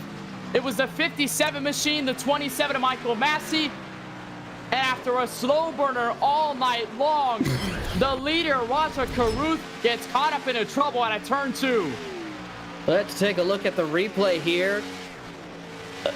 The 24, it started with, looks like to be Michael Massey's involved in an incident, spun around, collects, looks like the 57, and then unfortunately Caruth has nowhere to go. Seth Eggert in the 57 got caught up with the 27 of Michael Massey. You see right there, the 27 gets into an issue on his own accord, so Eggert was a little late to the party, but unfortunately was not able to swivel out the way, probably anticipating that Massey was going to continue to slide down through the apron. You see the hit. There's on board with Caruth. Actually, not with Caruth. That was with a driver right behind them, but Caruth, you see him in the 63 involved in the incident. Oh, and he was the leader, the most dominant driver all night long. And now, Taylor, this changes the entire profile of this race with about 20 laps to go in crunch time. Crunch time indeed. The playoffs, remember that boiling point of that pressure cooker I mentioned a few minutes ago, Kenneth? Yes. Yeah, it exploded. The lid is blown off right now. So this changes absolutely everything here tonight. And when we go back green flag racing with less than 20 laps to go, that intensity, those aggressive moves, that's only going to get more aggressive, more intensive as we now see the entire field coming down pit road. Everybody down pit road. Potential jackpot for Rajah Caruth has just gone bankrupt. You see Adam Cabot down pit road. Justin Prince, do you have any information on everybody going down for potentially the final time? And stunned silence from a lot of different drivers across the field as they could not believe what just happened for Rajah Caruth. Able to take his fast repair to be able to fix his car. So that's the bright side for him. The downside is losing the track position. He's off and away with a 13.7 as well. It gets interesting as a result of this situation. Unbelievable is some of the reaction from some of the drivers. What has to be just complete shock, and I can imagine for Caruth it is complete shock, and for the rest of the field, they've seen him pretty much lead almost every single lap up until this point. To have it change like this, definitely very, very surprising to say the least. Well, we talked about Gary Sexton, had an interview with Taylor Burris and Justin Prince a little bit earlier on the pre-race show, but we'll bring in our Bryant Shock Technologies in-race reporter, part of Podium Esports, Gary Sexton. Gary, I know that this entire race has been all about green flag strategies, but it's changed on his head. How do you feel about what's going to happen with the last 20 laps of this race? Yeah, I feel better knowing that we're kind of caught up to the field now a little bit better, but I had it working really well under green, so I wanted to see the caution, but I didn't. The big concern right now is tires. There's still 20 laps left in the race. I kind of really didn't want to take my last set there, but we did. I didn't want to be a sitting duck and get into a wreck and then fall a little too far behind. But I would be lying if I didn't say I thought about staying out there and letting 10 laps go down before we came and got our last set. But I think we made the right call. Just keep our track position, and yeah, it's gonna get chaotic. I think that may have been our first caution, but it's definitely not our last. Probably not the last. I think the chaos is only going to ramp up from here, Gary, and I can only imagine how it feels to be behind the wheel, because I think up in the booth, we don't have all this tension, but you guys do. So, Gary, I will wish you the best of luck. Hopefully, you end up getting a good finish here from Las Vegas, and of course, thank you for joining us here in the booth tonight. Yep, 10-4. That's Gary Sexton, our Bryant Shock Technologies in-race reporter, currently riding about P15 on the racetrack after that round of pit stops under our first yellow flag. So, Taylor, I figure here for the moment, Adam Cabot, who was riding in second, he was kind of looking at Roger Caruth, seeing that he was the benchmark for the top of this field, and now all of a sudden he's in the race lead. So how do you feel about potentially starting this race now at the front? 20 laps to go, final laps of this race. You got to control it to the end. Get ready to see some angry driving. That's all I can say regarding this, because Rajah Caruth is on a mission to get back up towards the front of the field. He's going to have just shy of 20 laps to go. Can he do it? Of course, James Bickford decided to stay out. A very gutsy strategy call. We'll see what that will do. So about to get the green flag. Adam Cabot going to be in the lead. Anthony Alfredo going to be next to him on row number 1. But before we go get green, remind you that coverage of Monday Night Racing is brought to you by Maconi Setup Shop, which is your home for iRacing setups and the official setup shop of Richmond Raceway Esports. From legends to cup cars, we have you covered with dirt setups available for late models, modifieds, and wing sprints as well. At Maconi Setup Shop, there are setups, but your victories. Their newest book, How I Would Drive, featuring a foreword by Anthony Alfredo, who's going to be starting on the second row here tonight. And this restart is now available. Come learn from the pros how to be the best driver you can be. Visit MaconiSetupShop.com for more information. So we'll see if we get a yellow from here on out. James Bickford actually going to be the race leader. He stayed out. He's at about 12 laps on his stint. We talked about him a little bit earlier on the second round, as he was one of the late stayers out of the racetrack along with Justin Melillo. So with him controlling this start, it's going to be eager to see how he can keep the field behind him, and with significantly less grip on his tires, how he can stay up front, or whether the field will pretty much eat him up, and we'll see Adam Cabot and the rest of the playoff drivers go all the way to the front, try to command it to the end of this race. Pace car going to make its way down. Could this be the final restart? We'll have to find out. Bickford to the green flag, back with 18 to go. Bickford gets a good jump right there on the restart, but can he hold on through 1 and 2? Anthony Alfredo tries to dive it to the inside. Bickford shuts the door on him as they work through turns 1 and 2. Back to turns 1 and 2. Good by James Bickford to stay up in front, but look at the calamity behind. Roger Caruth now going to spread the middle 3 wide as Anthony Alfredo looks down low. Anthony Alfredo to the door for the 29, and potential new leader, playoff driver with Shieldhouse on the hood. Anthony Alfredo going to get the edge at the stripe. 3 wide for the 5th position as they go down into turn. You got Shieldhouse, Wood, and Caruth down as they go 3 wide, take it down to 2 wide as Caruth will take both the positions, move him up into the top 5. And it's a good thing he had that fast repair, because now he's able to really carve his way through the field with an extra clean Chevrolet Camaro. You ride on board with him through the midst of it all, to the inside of Adam Cabot, to the outside of Garrett Smith, and potentially to P2 as 2 drivers go down. That was Pardis and Kennan. They're going to be able to save it as they reach to the grass. Pardis almost about not so lucky. They're going to keep it straight. We're going to stay green with about 16 laps to go. Still dead even between the top 2 leaders as Caruth stays 3 wide. Cabot going to use the banking to his advantage, and still not a concluded leader as we head back to turn 3. We still don't know who's going to lead this race just yet. It's still Alfredo just by a hair, as here comes Caruth with a big head of steam. He'll try to get him 3 wide for the race lead. Gotta look for that redemption after the wreck that happened just a couple of laps ago. Caruth to the outside. Caruth with a bump. Caruth gonna give that pressure. Here comes the 17 of Adam Cabot. Make sure to watch for Garrett Smith, Anders Krone. All those guys can make moves as well as Bickford falls between the top 5. Still side by side between the 2 bow ties in 2nd and 3rd. Smithley gonna fill the spot behind Caruth as Alfredo looking to run away with 15 laps to go. It's a cat and mouse game. It's 4 Chevrolets trying to catch 1 Ford Mustang as they work their way across the start-finish line. 15 laps to go. We see Shieldhouse trying to see if he can get in the mix of this for the battle for the race lead. Here comes Cabot to pass Caruth.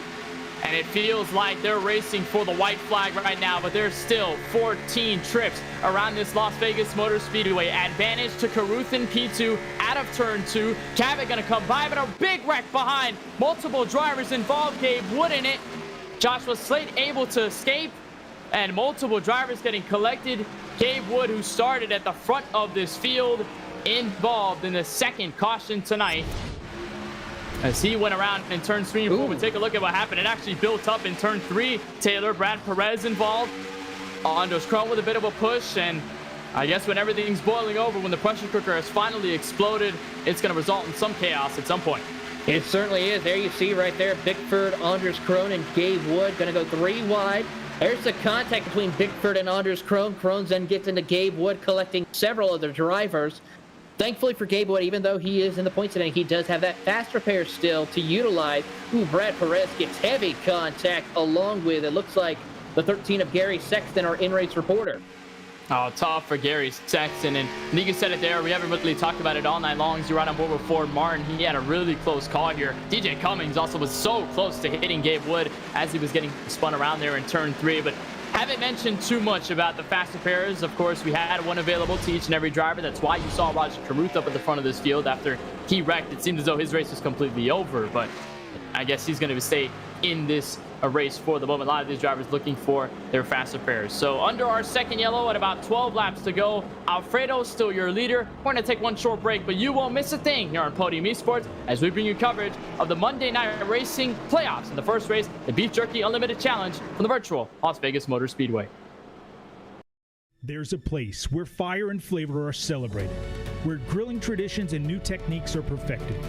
Here in Big Green Egg Country, you can grill it, roast it, smoke it, or bake it. It's the most versatile grill you'll ever own. Simple to light, easy to use, comes with a free lifetime warranty.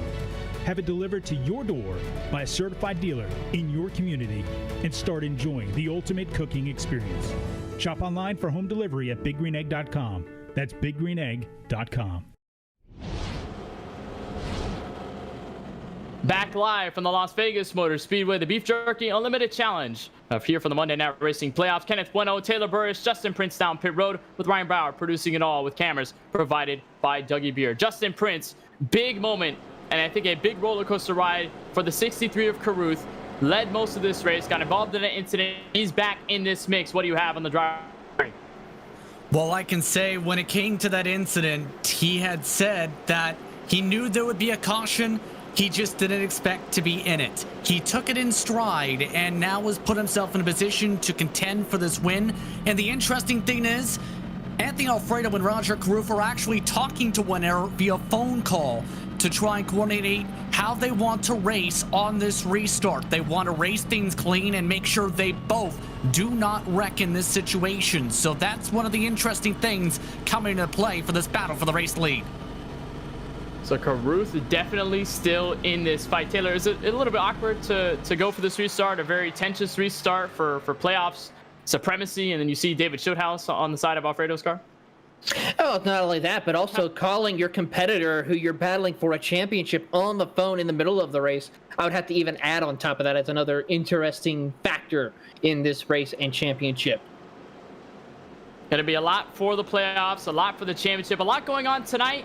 But that does not mean the action ends in the iRacing world, and we'll start that with a doubleheader within the next 2 days of road racing, starting with the Operation Motorsport iRacing League as they reach over to the Canadian Tire Motorsports Park. That'll be tomorrow at 8 p.m. Eastern over on the Operation Motorsport YouTube channel. And then, of course, more road racing with the PCA Sim Racing Series. They go for the Team Racing Series over at the Spa Circuit over in Belgium. That'll be on Wednesday, July 21st, 9 p.m. Eastern. That coverage will be all on the PCA Sim Racing YouTube channel. But a crucial round right after that, July 22nd, this Thursday, for the eNASCAR Road to Pro qualifying iRacing Series as they ship down to South Florida and reach the homestead of Miami Speedway. Coverage will begin at 9 p.m. Eastern. First race will be on twitch.tv/Podium Esports. You can find the second race in the split right on here on Podium 2. Before the Simax Cup Series powered by MPI, heads for this same track right here, Las Vegas. Coverage will begin at 9:15 p.m. Eastern over on the Podium Esports Twitch channel. That'll be with the NASCAR Next Gen machines before we return with more Monday Night Racing playoff action with the super late models of the Nashville Super Speedway and the Music City, July 26th, next Monday,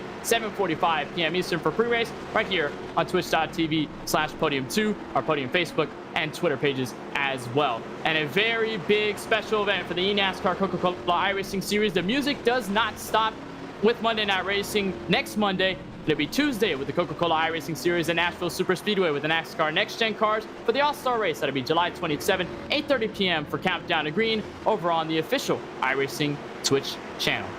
A lot going on in iRacing, but so much to pretty much unfold here from the virtual Las Vegas Motor Speedway, where Anthony Alfredo and Raja Karuth will set your first row to the green flag on a restart with less than 10 laps to go. Remember, pretty much almost everybody within the top 5, they are all playoff competitors. A lot of these guys looking to lock themselves right directly into the round of 10.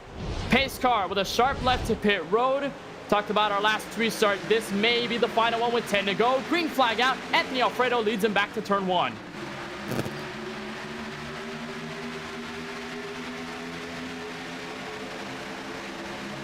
They'll reach back to the banking. Alfredo with the advantage, but you saw on the last restart just how much draft plays a factor into every little position here on this racetrack. Aiming to the bottom of the track. Karuth up to the top, blocking to the white line as they go side by side for the race lead in turn 3 and 4.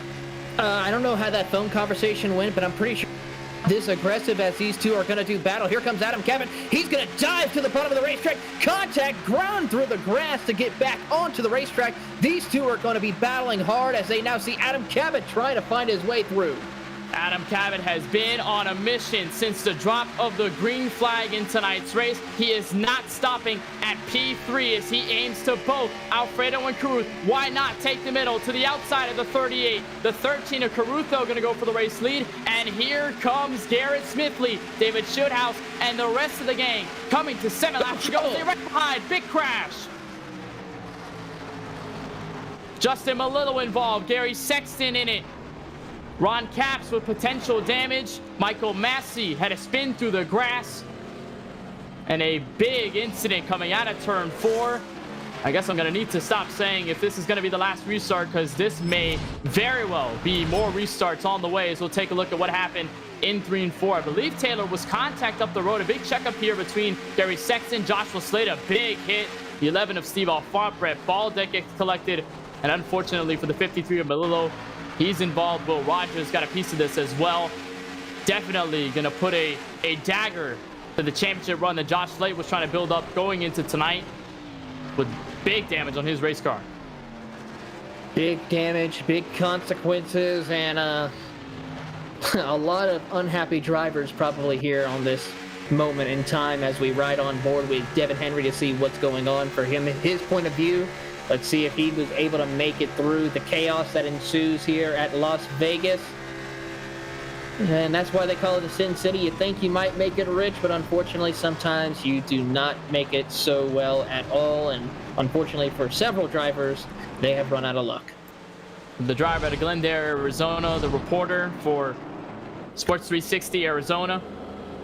He's going to get a hit out of that one. I believe he's got the fast pair available, so he may end up with a clean race car before this race is all said and done. But again, big crashes through the final laps of this race, and we are still at about 5 laps away from the official end of this race and before the official checkered flag is thrown out for the first race of the Monday Night Racing playoffs.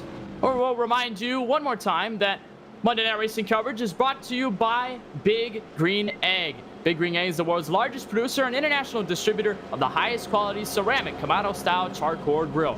They have spent over 40 years mastering the best, most versatile, fuel-efficient, and easy-to-use Kamado-style grill across the globe. With an egg, there's no need for a separate grill, smoker, pizza oven, or rotisserie device, because the egg does it all and more to perfection. For more information, visit their website and find out more at biggreenegg.com. You know, we finally had to rip off that Big Green Egg ad because we talked about pressure cookers exploding, heading to an all-time high, Taylor. I think everything's starting to boil over. And Bernard Pollard Jr., he's been kind of watching all of this. I figure in his position as a new driver, you're seeing all of this happen. You're seeing everything happen in the playoffs, and you're just there like, okay, well, I guess I can gain some spots. I can be a little more consistent, but he's kind of the outsider here looking at this playoff battle. It probably is a very interesting position to be in at this point. Yeah, he's just right outside the top 20 right now and sitting in 23rd thanks to some other drivers having not the best fortunate situations happen to him after starting 27th. So a good run for him. Let's see if he can gain a couple of more spots before the night is over with. But I got to say, I'm looking through the field right now. There's still a couple of hungry drivers looking to see if they can gain that needed one more point, that one more position before we come to a close here to see if anyone can strike it rich here at Las Vegas. Well, if those last two restarts, Taylor, have showed us anything, it has showed us that it doesn't matter where you are right now on the track. It means that you definitely have a shot. And Justin Prince, I reckon that even drivers within the latter half of the top 10 definitely have a shot, considering the way that we've seen these restarts unfold, and potentially they can make a surprise case for the race win tonight. Yes, indeed, and keep in mind some of the drivers I spoke to when it comes to tonight expected some trouble towards the later stages and track position to be very critical, but keep an eye on some potential for the teamwork as well. We talked about earlier about Crypto Autosport. Some of those drivers mentioned they wanted to work hard to make sure they get their cars towards the playoffs. Some of those competitors are currently in the midst of the top 10, in fact. Matt Stolnick, DJ Cummings, Ford Martin in particular, all grouped together. So keep an eye on those grouping of cars for this restart. You look at all the versatility with teams like Crypto Autosport trying to keep their cars as comfortably into the title race. And I think it goes all the way to the very end of the championship four. Then you decide to not become teammates and you try to run for a championship. That's still a long way from now. And these guys definitely going to look to work with each other, although they're going to be starting on the inside and outside respectively. So I'll run down the top 10 for you before we go green. Raja Caruth, your current race leader, a dominant driver looking for his second win this season with Adam Cabot in the 17 to his outside. Anthony Alfredo fell back to third on the recent restart, so that's where he'll begin on this next restart with Garrett Smith to his outside in P4. David Schuthouse currently racks up the top 5 with Anders Krohn, Robbie Lyons, Matt Stolnick, DJ Cummings, and Ford Martin. Those last 3 in the top 10, all Crypto Autosport members, so they can all definitely work together when we reach back to the green flag. Not an official green-white checkered start, so if we get there, we'll definitely give you all the info. But as for now, an organic green-white checkered start. It'll be 3 to go when we reach the start-finish line with 2 bow ties in control. Caruth looking for a second, as well as Cabot. And Caruth looking for that redemption after the crash a little bit early on. Pace car making its way down to pit road. It'll be 3 laps to go, this time by Caruth. Cabot back to the green flag from Las Vegas. Not a good jump at all for Adam Cabot. This will give the opportunity for Caruth and Alfredo to do battle once again as they work through turns 1 and 2. Here comes Garrett Smith to third as they work their way off turn 2. And what a restart it was by the 38 of Anthony Alfredo, swiveling all over the racetrack. Smithley trying to look for an opening. Alfredo finds a way to pinch down low. Here comes Alfredo to the race lead in turn 4. Bit of a pinch out of the 63. Almost about contact between Smithley and Raja, but they stay straight. Cabot going to try to peek it 3 wide as Alfredo looks for 2 to go from Vegas as they're 3 wide behind for second. How about Adam Cabot going through the 3 wide and getting second place away from Raja? More beating and banging off of turn 2. Shieldhouse going to take him 3 wide, now back to 2 wide between Caruth and Smithley. Going to use the draft, but at some point you have to imagine that Anthony Alfredo is just going to start to pull away from the rest of this field. Alfredo at a turn 4 and trouble. Do we get to the white flag in time? The answer seems to be yes. We get the Maconi setup shop 1 to go, and Anthony Alfredo in hot pursuit to a first race win this season. And here comes Cabot to the outside. Cabot gets a good run down the back straightaway. This could be the pass for the race lead. Here they come into turn 3. It's all going to be a matter of what happens between the next 2 corners. Smithley's in attack in P3. Alfredo with the advantage, but at a turn 4, Cabot, both of them make contact into the wall. Smithley goes by, and Garrett Smithley will take his first Monday Night Racing win this season in a stellar run to the finish. With tonight's news, he was a playoff driver, and now he's a playoff winner from Vegas. Have you ever, Kenneth? Unbelievable. No, I've never. Wow. Wow, indeed. Smithley, out of nowhere, I said that he was in potential contention. You see everybody wrecking behind. That was Schildhaus, Anders Krohn. We were concerned about whether they were going to throw the yellow flag before the white flag was displayed and we were going to have a green-white checkered restart. The answer inevitably ended up to be no. You see Cabot with a big run out of the banking in turn 2. Alfredo still back down. They used the draft, but ultimately it was the final corner, the contact right about here to the exit, to the front straightaway. They get sent to the wall. Alfredo slips down. Smithley misses barely through the grass. And by a mere feat, Garrett Smithley comes across the line to win in unbelievable fashion. Taylor, I think if there's a finish that's going to end like this, it had to be at a place like Las Vegas. And it has to be only on Monday Night Racing. Do you think we could safely consider that a similar pass in the grass that we just witnessed here tonight? I think we could. That was insane. And to lock himself into the next round, to get a win in this fashion, we talked about him concerned at Chicagoland whether he was going to even be a part of these Monday Night Racing playoffs. And then getting the news that SVG was going to miss out tonight, that Smithley was going to get punched in. And now Garrett Smithley punches his way to the round of 10. Garrett Smithley, your winner here tonight for the Beef Jerky Unlimited Challenge at Las Vegas. Anthony Alfredo and Adam Cabot coming up just short. They end up in P2 and P3 respectively. Those very good endings for both of those playoff drivers. Max Kennan, we talked about him just a little bit here tonight through the midfield. He ends up in P4. After this is all said and done with Preston Pardis locking out the top 5. Crypto Autosports, Max Stolnick ends up in P6. James Bickford with a late pit call. The last couple of restarts, it ends up paying off. He ends up P7. DJ Cummings for Martin to P9 and P10 to the 27 of Michael Massey. In the 11th spot is Steve Affont, followed by Justin Malillo in 12th, Drew Welker in 13th, Devin Henry in 14th position, followed by Brad Perez in 15th. Brett Baldeck comes home in 16th, followed by Robbie Lyons in 17th. Bernard Pollard Jr. gets a top 20 finish in 18th. Unfortunately for Raja Karuth, he'll come home in 19th, followed by Andrews Krohn, rounding out your top 20. Our Bryant Shock Technologies in-race reporter Gary Sexton comes home P21. Schildhaus, he got wrecked at the line as they were coming to the right flag. He ends up P22 after what was a solid night for the advanced GG Chevrolet Camaro. 55 of Will Rogers, a very troublesome night for him. He ends up P23 with Gabe Wood. Pole sitter, unfortunately, back to P24 at the end of it all. Ron Capps is going to start the drivers 2 laps down or more. He ends up at P25 with Joshua Slate to 26, 3 laps down. Seth Egger with an incident to 24 laps down. Noah Lewis in 28th. Paul Sutton in 29th. And Daniel Dye, ARCA winner this past weekend, unfortunately retired. And it was 111 laps down before the end of this race. Well, it was a stellar finish, a practical almost photo finish for the driver of the 53, Garrett Smithley. Garrett, you walked into this race not even knowing, expecting that you weren't going to be a part of the Monday Night Racing playoffs. You get the news that SVG was going to miss this race and he was not able to make it for the next 2 weeks. You get the call to slip up into the spot in the playoffs and you get a win in insane fashion. Walk us through what that was like as you guys were coming across 3 and 4. I'm not speechless very often, and I was absolutely speechless after that happened. I have no idea what just happened. Wow. Pretty crazy kind of set of circumstances there.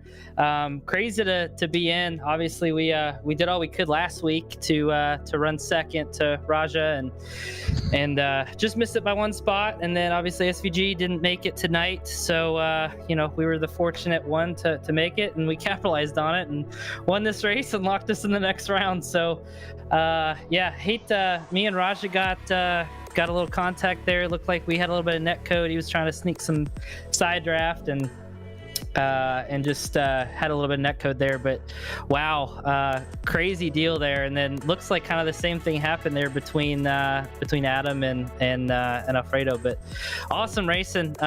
Again, kudos to this league to go. What is it? 90 laps, caution free. I mean, it just never ceases to amaze me, running for this deal. So a lot of fun. Obviously, I love Vegas. I love cup cars, and we capitalized on it tonight.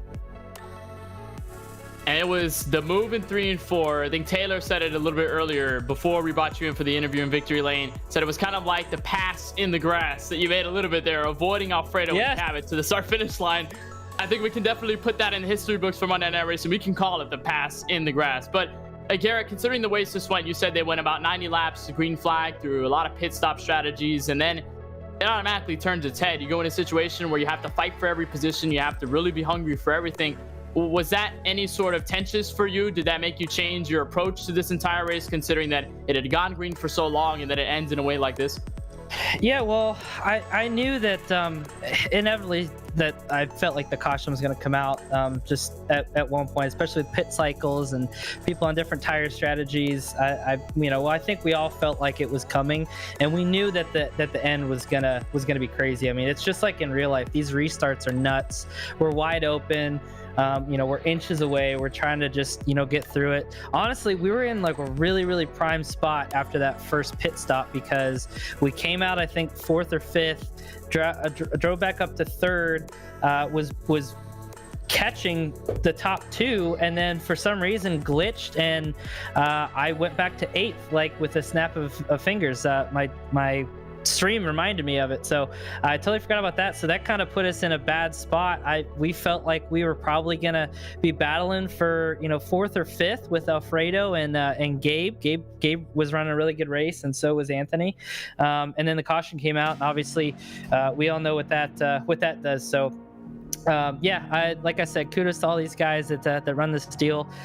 Trophy Tractors, last minute deal. I think I actually got the wrong number. I'm supposed to be 51, but I was so late getting it in, and we couldn't change trading paint. So sorry to the broadcast, sorry to my Night Race League. I hope that doesn't mess with you guys up, but had our real world 53 Trophy Tractor on, and happy to get a win for them. And man, let's go win a championship, man. This is cool. And this win, I think, with your experience in the Cup car, definitely paid off. But this changes the entire trajectory of your playoffs, Garrett. I mean, you go from almost about slipping in because of SGG missing, but then now you potentially lock yourself in, or even if you don't lock yourself in due to the rules, you're going to have a lot of points going into the next round at Nashville Super Speedway with the Super Late models, and then going to the next round in the round of 10 with the trucks at Talladega and the Porsche 911 cars at the Homestead Miami Roval. Are there any expectations or any thoughts about what that's going to be like for you and your team, or are you still reveling in this win so far right now? Man, these races are so hard to win. It's so hard to win on any level. It doesn't matter if it's in real life, if it's on iRacing. It really doesn't matter. Especially this field. I mean, there's real world Cup drivers, there's real world drag racers, there's real world drivers, and then some of the best sim races are out here that do this all the time. So this is a super, super competitive league. Just to get a win, in this situation, it feels good. I was gonna ask you guys if that constitutes passing the grass, so I'm glad you said so, because I'll put that on my resume right now. Passing the grass, Race League. But no, to answer your question, just to be in this spot, to be going for a championship now, kind of last minute, I definitely think, with these races, I haven't had a whole lot of time, just my real world traveling and all the stuff that I've been doing, with some of our sponsor visits. I haven't had a whole lot of time to do iRacing. I've been doing iRacing like once a week, and it's here. I've been traveling, the rest of the week. So I think I'm definitely going to have to up my practice now and up my game a little bit. But man, just to be in the hunt, it's cool. And now we got 2 wins in Monday Night Race League, and couldn't be happier. Yes, we can get the screenshot of the pass, print it out, put it in a Monday Night Racing museum of some sort. I think that's a very outstanding moment nonetheless. Pass to win this race and lock yourself in the next round. Garrett, congratulations on a fantastic way to win here tonight from Las Vegas, and we certainly thank you for taking the time to talk with us, and I guess wishing you the best of luck now coming to the next round when we reach the Talladega with the NASCAR trucks. Thanks, guys. I guess I'm glad that we got 2 off weeks for NASCAR. I'll have some free time to practice, so thank you guys. Shout out to the Lean Stream for the support. See you guys next Monday. Lean Stream definitely jumping on their feet. Garrett Smith getting his first win of season 3 in Monday Night Racing competition. One driver who unfortunately was short at the end of it all had a chance to look for the checkered flag. It was Anthony Alfredo, NASCAR Cup Series driver, who comes home second. He's sitting trackside with our very own Taylor Burns.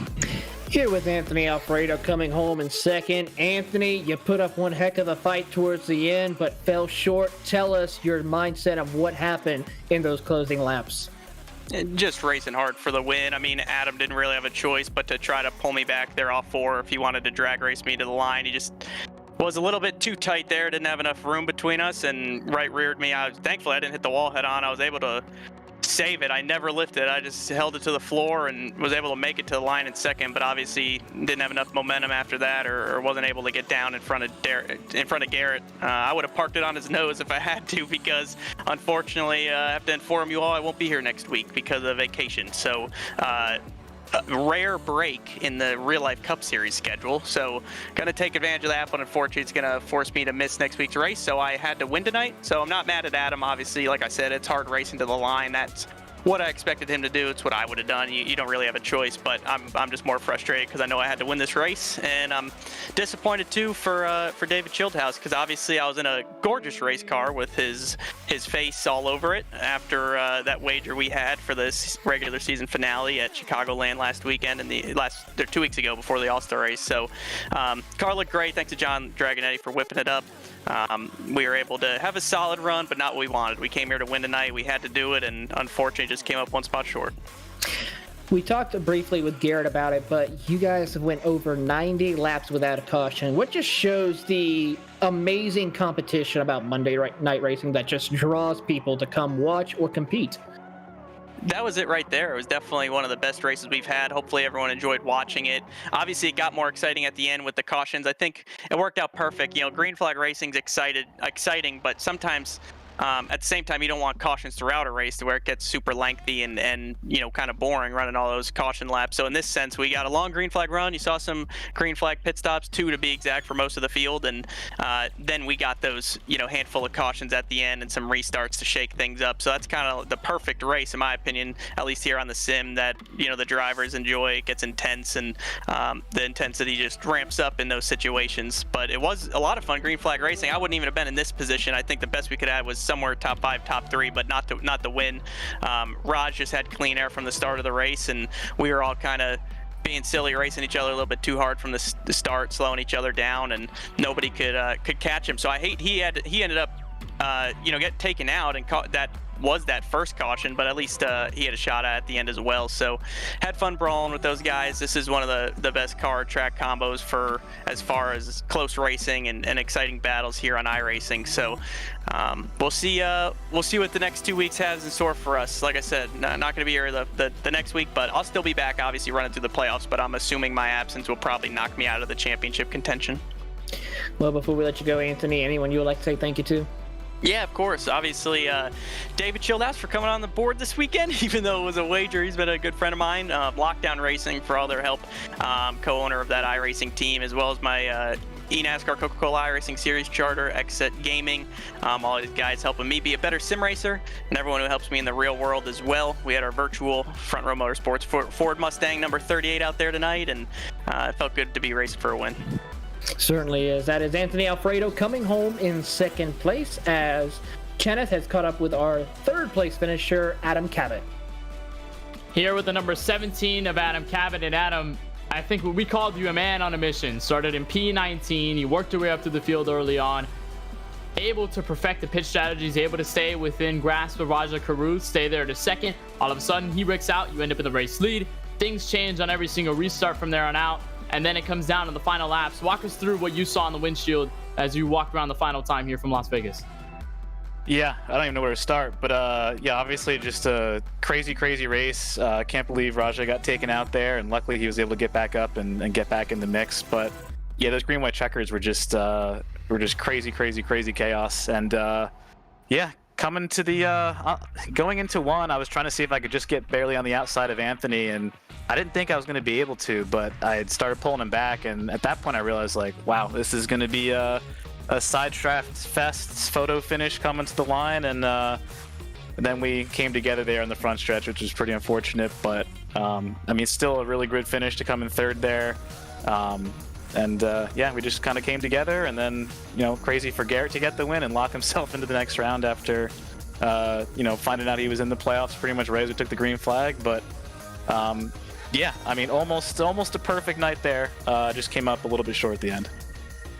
Well, nonetheless, despite the final laps of the green-white checkers that ended this race, Adam, it was long green flag runs, a lot of pitch strategy, this race was just focused on staying green, staying clean, a lot of the field strung out. From your perspective and your team walking through this strategy, what stood out as the biggest challenge with these cars and this track as the tires fall off and with the way the strategy began to unfold throughout the halfway mark and, of course, the last portion of this race?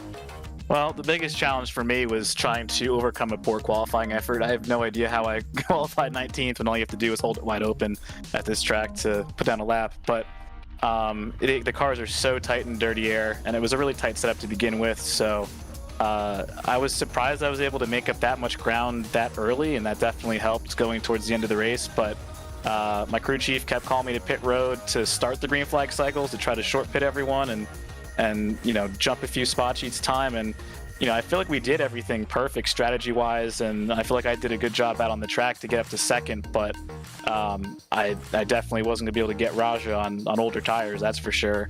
And I just couldn't believe that he got taken out in front of me there and almost ran into it. I was so shocked at what I was seeing. But yeah, at that point it was just basically super speedway racing. With super speedway racing, a lot of chaos to the end, but I think walking away with a third nonetheless still is a strong finish.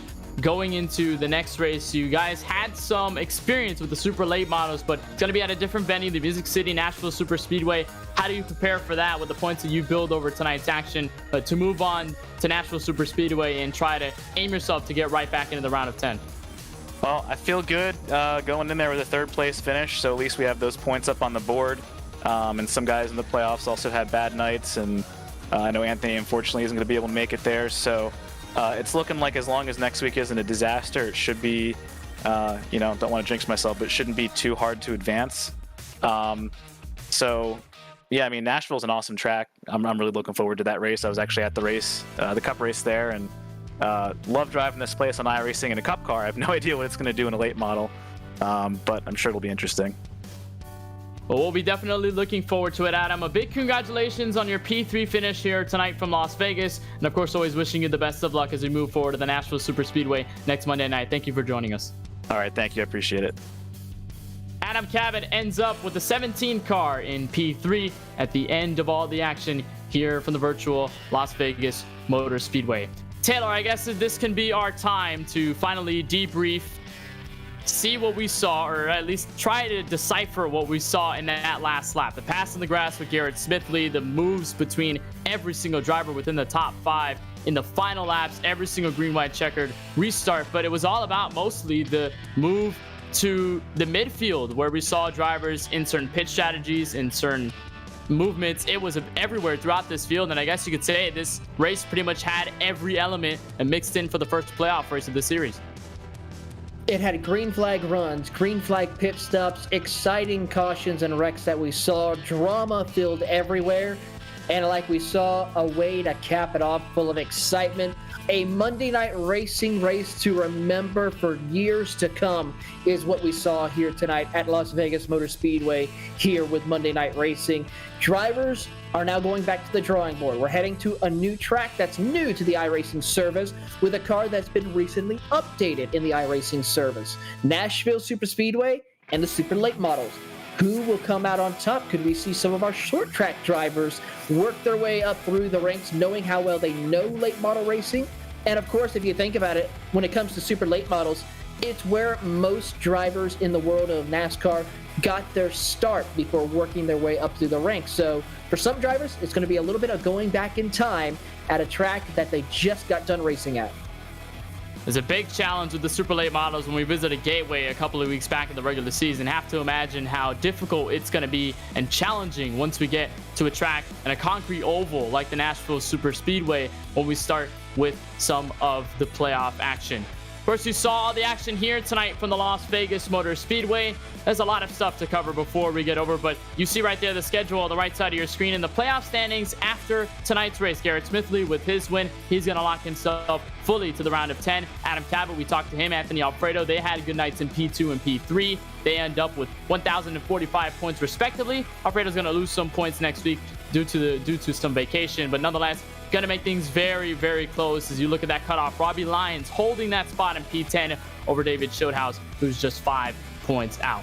We're going to take a moment now. We're going to interview one last driver before we cap things off of our broadcast of the Beef Jerky Unlimited Challenge from Las Vegas. It is Raja Karuth, the driver who went from up to down to up. Taylor, you're with him on the track. Here with Raja Karuth, probably one of the most dominant drivers here tonight. Raja, tell us what happened with that incident coming to the white flag. Let's see. Well, the coming to the white flag, that was more on me. I just didn't let Garrett track out. I wanted to try to pinch him as much as I could there, just to still kind of have a shot at it as I kind of got trained there. That it didn't go how I thought it would go realistically, but that deal on the white flag was on me. I just didn't let him track it out enough, because you can pinch somebody all they want, but they've got to come up the racetrack at least a little bit. So that was with that incident. As we look ahead now after this, in the point standings, you are now dropped to 9th in the point standings after tonight's race. But we do look ahead to Nashville with the super late models. How confident do you feel of at least trying to stay inside the top 10 before we move on to the round of 10 in a couple of weeks' time? So I'm gonna call my shot for the super speedway next week. I mean, it's it'll be, just keep an eye on the 6th car next week. It's really all I gotta say. Hope that I would say all my playoff competitors should hope that I don't advance until the latter races in the playoffs, because we go to more oval tracks like this, and it's going to be just like it was up until that caution there. All right. Well, before we let you go, Raja, anyone you'd like to say thank you to?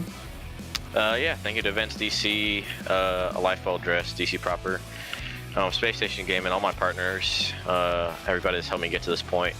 Wish I could have brought it home for you guys, but I can't win them all. So we move, and we'll go to next week and go win. Raja Karuth calling the shot that he's got what it takes to move on to the next round and win the race here, Kenneth. So a lot to look forward to next week. Definitely a lot to look forward to with not only Raja Karuth, but every driver in the top 13. Let's take a look at all the upcoming events coming here in the world of iRacing. If you enjoyed the action here tonight from Las Vegas, you're definitely going to enjoy a bit of different taste within the next 2 days. Operation Motorsport iRacing League kicks off from the Canadian Tire Motorsports Park with some road racing. That'll be tomorrow night, 8 p.m. Eastern on the Operation Motorsports YouTube channel. And then, of course, more road racing right after the next day with PCA Sim Racing and the Team Racing Series from the Spa Circuit. That'll be July 21st, 9 p.m. Eastern over on the PCA Sim Racing YouTube channel. And then Miami, Homestead Miami Speedway for the eNASCAR Road to Pro Qualifying iRacing Series. That'll be July 22nd, this Thursday, 9 p.m. Eastern. You'll find the first race on the main Podium Esports Twitch channel, and of course the second race in the Snake Split right here on twitch.tv/Podium2. And that'll be before the Simax Cup Series powered by MPI visits this very track after having an outstanding run at the Bristol Dirt Circuit. They start at 9:15 p.m. Eastern this Sunday, July 25th on the Podium Esports main Twitch channel, before we return with more Monday Night Racing playoff action with the Super Late models. The second time we see them in the schedule, but this time at the Nashville Super Speedway. That'll be next Monday, July 26th, 7:45 p.m. Eastern for pre-race with Taylor Burris and Justin Prince. And that'll be right here on twitch.tv/Podium2, Podium's Facebook and Twitter pages as well. And then a special night, the All-Star Race for the eNASCAR Coca-Cola iRacing Series. They head for the Music City and the Nashville Super Speedway with the NASCAR Next Gen Cars July 27th, that Tuesday, 8:30 p.m. Eastern for Countdown to Green. That'll be on the official iRacing Switch channel and, of course, all on eNASCAR.com. A fantastic race to cap off the first race of the Monday Night Racing playoffs and the round of 13 from the virtual gambling city and the Las Vegas Motor Speedway. So for Ford Martin and Paul Sutton at Monday Night Racing, Joshua Mendoza in race control, for James Pike, Cisco Scaramuza, Gary Sexton, and John Theodore over at Podium Esports, for our producer tonight, Ryan Bauer, and our pit reporter all night long, Justin Prince, and for my colleague in the booth, Taylor Burris, my name is Kenneth Bueno, saying so long and thank you so much for watching tonight's broadcast of the Beef Jerky Unlimited Challenge from Vegas. We'll see you in 1 week time on Monday for more playoff racing from the Music City.